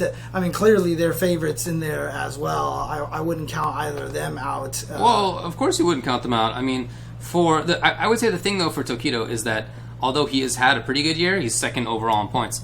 He got 1st at NCR, and he got 1st at Saigon Cup, and he got 1st at Game Over just recently. So that is a great season, but maybe not as dominant as you might need to say, like, Tokido's going to win it. Right? But, of course, he's one of the short list of people who could probably win it. Yeah, I mean, it's just like talking about how Sonic Fox has a drought, you know, at EVO. You know, Tokido, he's only won 3 premieres. You know, it's like, God, what a scrub, you know, kind of thing. One of those was a ranking event. Sorry, 2 premieres. 2 premieres and 1 ranking event. Okay, my bad. Yeah, like I said, I mentioned Fujimura. I feel like he's right in the short list running. Problem X is for sure. For a period of time earlier this year, I thought that number 1 and 2 were actually from the US and the UK. And I'm not sure that I think that now, considering that, you know, a couple of the other Japanese players have still been killing it. So yeah, I see a lot of people talking about G and Smug and okay, so G is a good one to bring up too. There was a weekend just recently where G won 2 different tournaments, 2 ranking events, but did win, and in another one was high placing. So this is definitely a good character. There's no doubt. I'm surprised. I'm like maybe more than surprised. I'm very surprised that it took as long as it did for that to happen, because the character was obviously good. Super good. Of course he's good. So I'm surprised it took as long as it did. But yeah, he's definitely a good character. Now I wouldn't say that I think he's... You don't need to play him. He's not some OP character. I still won't... I don't have him top 3 or 5 or anything, but probably right beyond that. And again, he's just cool. I feel like people are playing him because he's cool. Yeah, like I said, I mean, we Yeah, had good. Oil King at 9th was the first Rashid, but a lot of people talk about how Rashid is the best character in the season right now. Ibuki, people talk about. Akuma, people are talking about. So, it's really not just the Karen story, in my opinion. When Isaiah earlier was saying that you just go to the list of people on the current standings and just see what your favorites are, I feel like that's what you do for this, because you just go down too far. Like Gachikun won Capcom Cup in 2018, and he's in 21st place. You know what I mean? Like you got to go down really far. Yeah. Gamer B has been in Evo Grand Finals before. Big Bird at 25th is somebody or 26 you pay attention to. Even you go to the second page. Luffy has won Evo before. He's at 34th. Like you got to Itazan, another Evo champion in the past, 35th. Ryusei as well, he's right there. The list of players, you know what I mean? It's just, too strong and it goes too deep. And not only that, but how many of these up-and-comers, right? Even as much as this game has been around for 4 years now already, Dual Kevin got second place at, Texas Showdown. There's just a lot of other players that can just pop up out of nowhere and all of a sudden do a lot of damage. A lot of these SFL guys, that are all of a sudden playing really well. So definitely, there's a lot of stuff to watch, but it's going to be super, super jam-packed with extremely good matches. Like I said, you look in the pools, and it's going to be starting from the early rounds. Sometimes at Evo, the early rounds are not that interesting. I don't know what you're talking about, David. Sometimes they're not that interesting. I remember the Cammy that I commentated that did roundhouse drill all the time, even though it's not a low, and it got blocked every time, and it wasn't properly punished. Okay. That match was amazing. This is one time when I do not expect that. Yeah. I do not. Yeah. I think there's going to be good matches over and over and over again. Yeah. It's going to be great. No, I'm really looking forward to it. Yeah. Cool that it's... Because like we said, the fluff is gone. The fluff is just gone at this point. Check out the brackets. Yeah, let me bring this up. Somebody earlier tweeted out a nice little encapsulation. Aha, there it was. Of the... Oh, yeah. I have that too. Yeah. The brackets reviewed. This was Heisenberg. So SR Heisenberg 46. Check out that Twitter account, and you will find a nice encapsulation of the notables in every pool for Street Fighter V. I thought that was really helpful information. Yeah. And that's something to look at right there. Yeah, and every pool is just there's just so many. Yeah, and then they ended up looking at the semis even, just to sort of get a better idea of what could happen later. What up? What's this ridiculous? There's so many names. Yeah, it's a huge list, seriously. It was SR Heisenberg or... SR Heisenberg 46. Let's see if I can type that in there. Check it out. At SR Heizen... S. Heisenberg. Heis. Heisenberg. Correct. 46? Yeah, that's right. 46, there you go. Yeah, it's crazy. Cammy's really kind of fallen off this season, which is weird because I still think she's super good, too. My theory on Cammy is just that nobody who was playing her... Last year was... K-Brad's a Cammy player, okay? Yeah. Nobody else cares about Cammy. Xiaohai was a Cammy player, too. He doesn't care about Cammy. Yeah, but he'll pick anything. Yeah, he's just a top-tier player.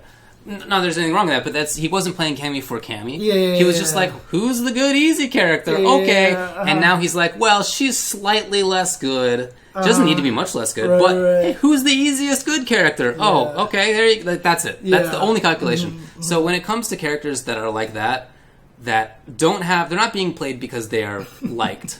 They're being played because they're good. Right. The bandwagon is extra strong. Even K-Brad has left Cammy now. Extra strong bandwagon. Yeah. It's not a surprise. So, okay. All right, well, anything else you wanted to say about Street Fighter V at this point? Who's your pick to win it? I mean, it's Punk. Right, yeah. You have to pick Punk, yeah. I just think that's the odds-on favorite. I think okay, fine, Punk. We both picked Punk. Other than Punk, who do you like? What's your dark horse pick. Not even Not dark even a horse. dark Not horse. even Yeah, dark you horse. can't even be a dark horse. Who else? I mean, honestly, I'm going to think that there's a potential three-peat grand finals appearance by Tokido. Okay. I think Okay. Tokido, because Tokido is another one of those players that when he knows he wants to be on, he can be on. So Okay. I'm gonna have Tokido being in there.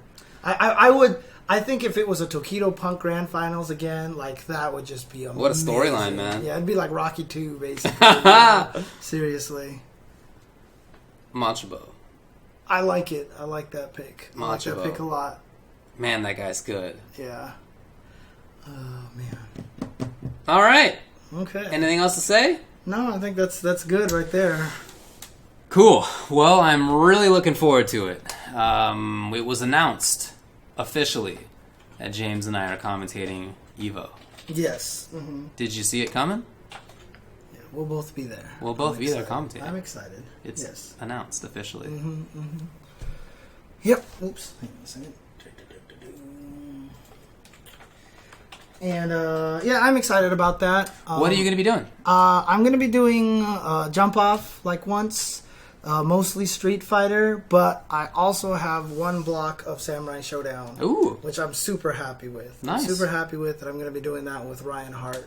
That's going to be Ryan kinda Hart, wow, that's exciting. cool, dude. That is, He's a good commentator. That if you take the ages and add them together, you know, like that's going to be Wow. it's going to be quite. A That boat gets a little Yeah, lopsided, I it gets guess. quite a number right there. Yeah. So that's actually going to be fun. That's funny. Yeah. What about you? I'm going to be commentating Mortal Kombat. Nice. Okay. Yeah. Okay. Yeah. Yeah. It's my first year not commentating Street Fighter. Oh. It's like a little bit of a bummer. To Well, be honest. outside of last year, right? Okay, I didn't go. Yeah, yeah. But yeah, Mortal Kombat, which I'm excited for sure. Mm-hmm. As I was mentioning earlier, I feel like it's never been a stronger game and a stronger scene, Yeah. and I'm really enjoying the game. I entered the tournament. Did you? Did you? Did I talk about that? No. I didn't talk about that on this. Yeah. Wait, you entered a tournament? Yeah. I thought Oh, you meant I'm you not entered. entering Oh, okay, Evo. okay, okay, I'm not okay. entering I thought Evo. you meant you entered Evo. I was like, whoa. No. Yeah. No, okay, no, okay, no. okay. But yeah, I mean, that's the degree of me liking this Yeah. game. It's the first one I've entered in a long time. But I mean, honestly, outside of last year at Evo, I feel like we've commentated a Street Fighter block at every Evo, so I'm going to be Correct. very sad about not being able to commentate. Oh, well, you know. Oh, man.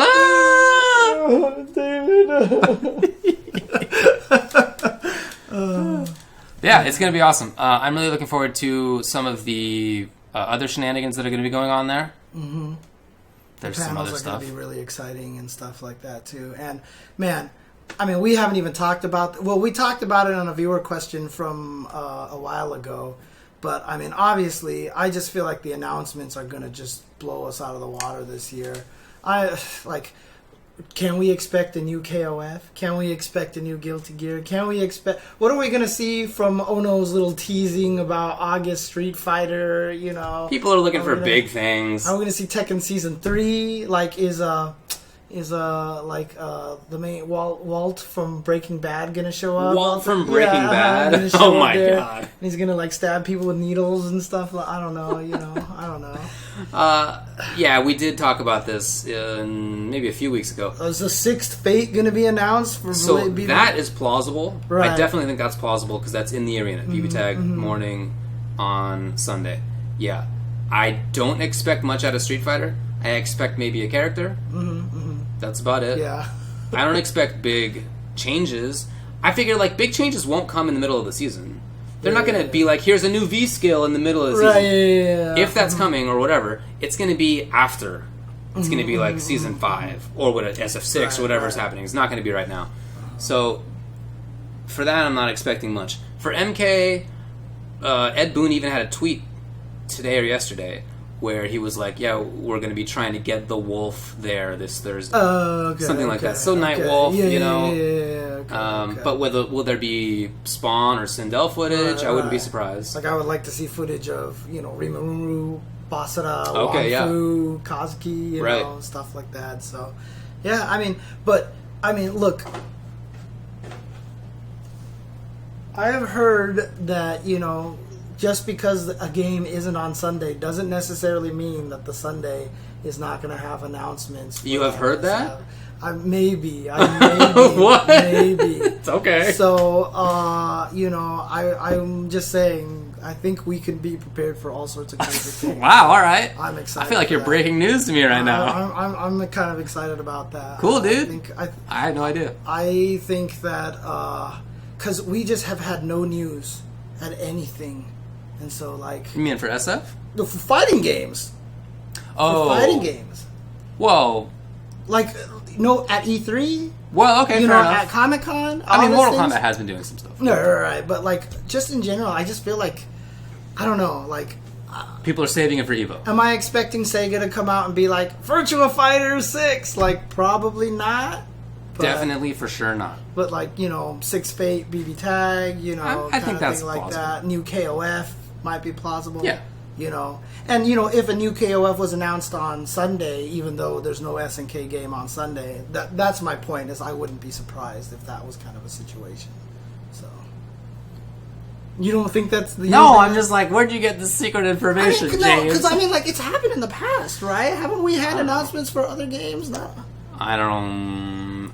Maybe, but I think they've all been by the same developer at least. Okay. Oh, maybe a new Unist? Yeah, there was that Switch thing that was coming out, right? Remember the Uniclear or Unclear? Oh, right. Is that something new? I don't know. There's a lot. I just feel like that there's so much potential for left field stuff. That'd be awesome. I'd be all for that. So. All for that. Yeah, don't do that, Nathan. I can hear the cats talking to each other in the other room. They have don't quite... do that, Nathan. They're not usually that loud in terms of their squeaks. Yeah. I mean, they're talkative, but they're not that loud. Don't dig at my carpet, Nathan. Don't do that. Okay. Street Fighter Cross Tekken. That's already Tekken. I like that. Yeah, we talked about Tekken last week or the week before. We both play it and like it. It's cool. Thanks for the sub. Oh, it was a gifted sub. Wow, that's cool. Nice. Okay. Thank you to Able Nation. To the gift to Nino Diablo. So there you go. All right. Well, anything else to discuss in Evo, for Evo, about Evo, with respect to Evo? Look, it's going to be on twitch.tv/Evo, Evo 2, Evo 3, Evo 4, Evo 5, etc., etc. If you guys don't know what the jump off is, the jump off is... So there's actually an Evo/jump off channel this year. And Evo... Oh, really? Yeah, because Evo 1... the regular twitch.tv Evo is going to be on... The jump off is going to be on that channel up until Soul Calibur Finals. From that point forward, it's always going to be on the jump off because Saturday is all finals, and so that's going to be on the main Evo channel, basically. But if you guys can get a chance to watch the jump off is really cool. It's just basically 4 people talking about fighting games, and we go through all the fighting games. We can watch replays of cool upsets that happened earlier. We'll jump to live matches that are, oh my god, I heard that, Punk is lost the first game to blah in Street Fighter V. Let's run over there and see how this goes, The jump off is going to be real cool. Get a lot of expert knowledge from a lot of different people on there, and it's also just a lot of fun.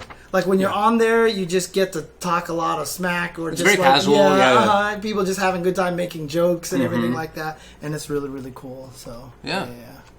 It's cool. There you go. That's all I have left to say about it. So. Is there a way to run all the streams at once? Yeah, I'm sure you can do a multi-Twitch. I hope that they're squad streaming them, too. Oh. I don't know if they are squad streaming them. I think Thank you. Oh, Able Nation gives another gift to Mistral Leet. Wow, cool. Thank you. Thank you. Yeah, so there you go. Yep. All right. Anything else outside of Evo you want to talk about before we even before we take off? There's been a lot of crazy news that's been like little interesting stories here. That's true. This would have been an interesting week to talk about stuff. Tournament results were cool. There were other topics to talk about. Right. Cross-up controller. Right. Stuff like that to talk about. SF League voting. SF League voting was huge. Unfortunate the way it ended, but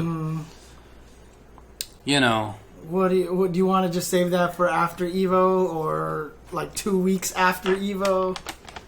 So obviously it sucks, is what it is. Yeah. The week after Evo, I get home on Tuesday, so there probably won't be a show that day. We can do a makeup show on Thursday for a post Evo or something like that. So, yeah, that sounds cool. Yeah, Dragon Quest Hero was announced today and has been released today. Yeah. I do not, by the way, think that Evo has in any sense fallen off, and that's why Smash is last. Or the opposite, that it hasn't fallen off because Smash is last, right? So I think Smash being so big at Evo is actually a great sign for Evo. I don't think that's anything negative at all. I think that is actually super cool for Evo and for Smash and for everybody else. Like, it's great to have more players here. I'm really happy about that. And I just really, really hope that number wakes Nintendo up. Like, support these other events. Give a pop bonus to them. You're Nintendo. Honestly, you have enough money to give to these companies, right? So I just hope that they can do a pop bonus for Smash Brothers in the future, and Nintendo really starts embracing these foreign third-party events. You know what I mean? I hope that's true. I don't expect it, but I do hope that's true. Yeah. Anyway, with respect to Street Fighter League, I think it's really cool that the 4 people who ended up winning the voting ended up winning the voting. They're all very deserving.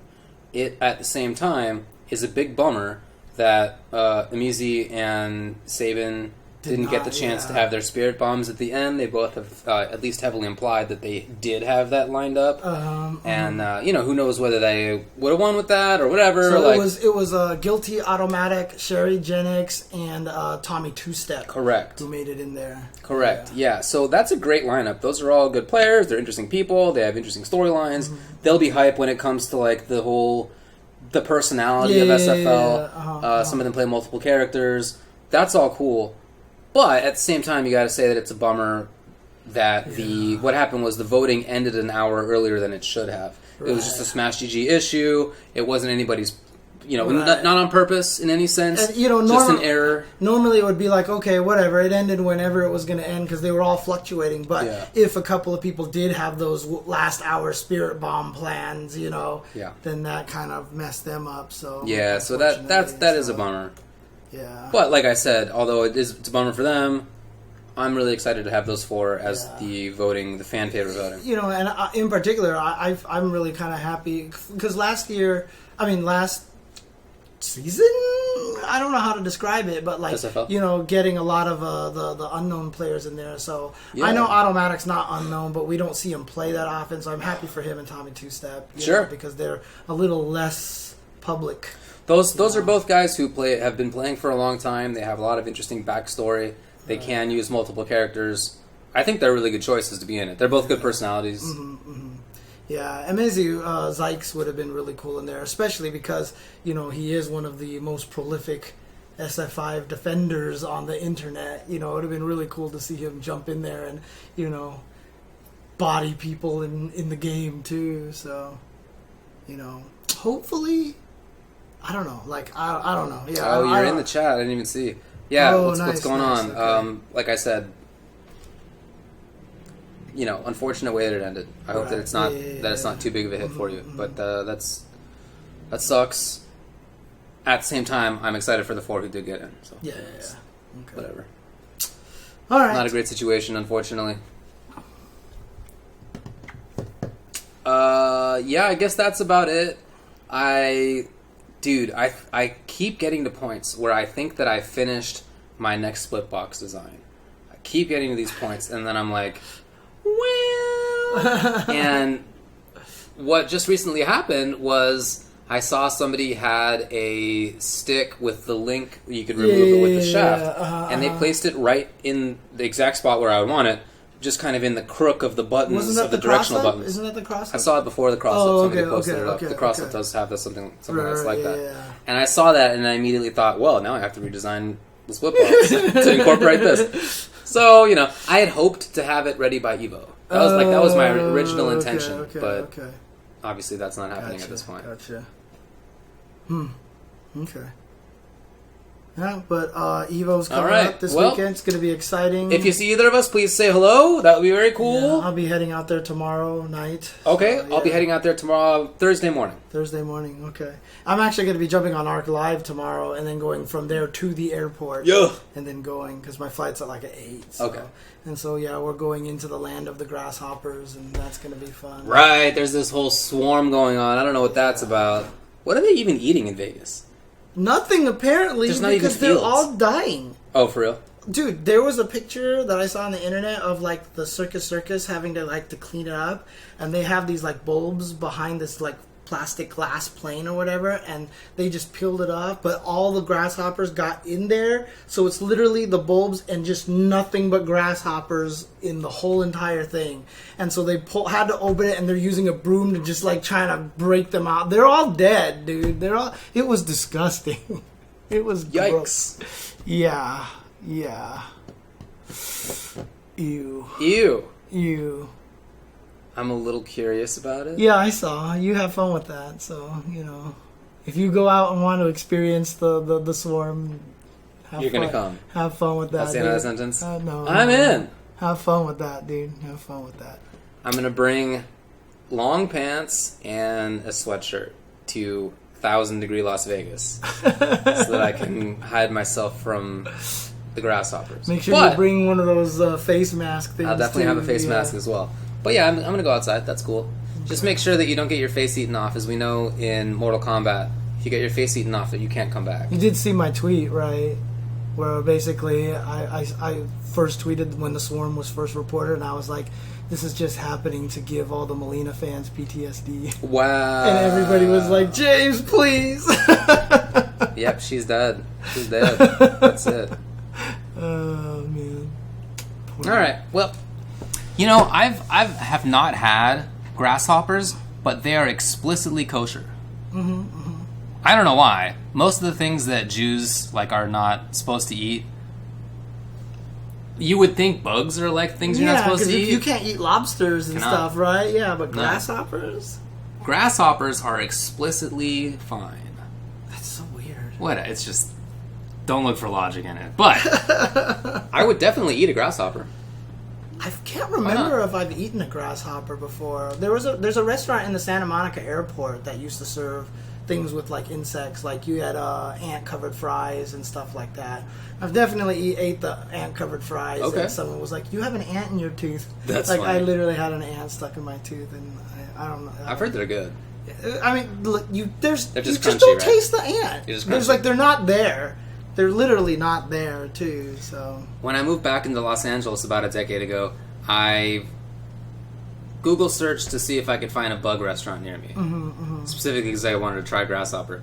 And there was nothing that was nearby. oh, At least not on Google. okay, that restaurant might Maybe be it's closed. changed. Maybe it's different now. I don't know. Exactly. So I would eat grasshopper, for sure. I don't know if I do it. Anyways, okay, now we're talking about eating bugs. I agree, All right. Scargust. We all got to get used to eating insects for the future of the planet. Jeez. Look, man, the longer and longer... You saw my Facebook post? Every day that we don't immediately and peacefully deal with climate change is a day that's a step closer to an authoritarian regime that will force us to deal with climate change. So Yeah, I know. please, let's do it before then. Yeah. That would be great. I don't want that. Oh man. Okay. All right. Anyway, let's get out of here on that note. Thanks for watching our show about Evo. Apparently, it used to be about Evo. Thanks for that. Check it out. We mentioned all the Twitch streams. If you see us there, please give us a high five. Actually, hang on a second. I do want to stop one thing. I do want to mention one thing, though, is that Evo is going to be broadcasting the finals of a lot of side games as well on Evo 7 and Evo 8, I think it is. Okay. So all the anime Evo Explanation. stuff, and all the side game tournaments, there's a lot of that stuff going on too. So don't just think that those 9 games are the only games that are going to be at Evo to watch. So, I mean, there's already, they showed the map, and they had, it's like all the Marvel games are going to be played over there. There's going to be like Vampire Savior, there's going to be some Windjammers. The And community all sorts stuff, Anime Evo, there's a Yeah. lot of things going on that we did not have time to talk about. So there's going to be a lot of We side did have time games. to ramble about grasshoppers, but you know what I mean. You know what I mean, everybody. All right, thanks a lot for hanging out. All right, peace out, guys.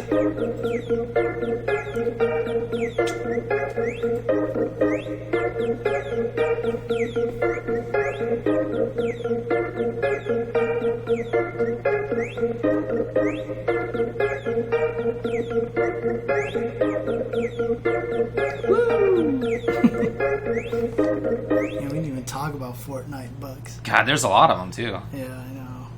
What is this a picture of?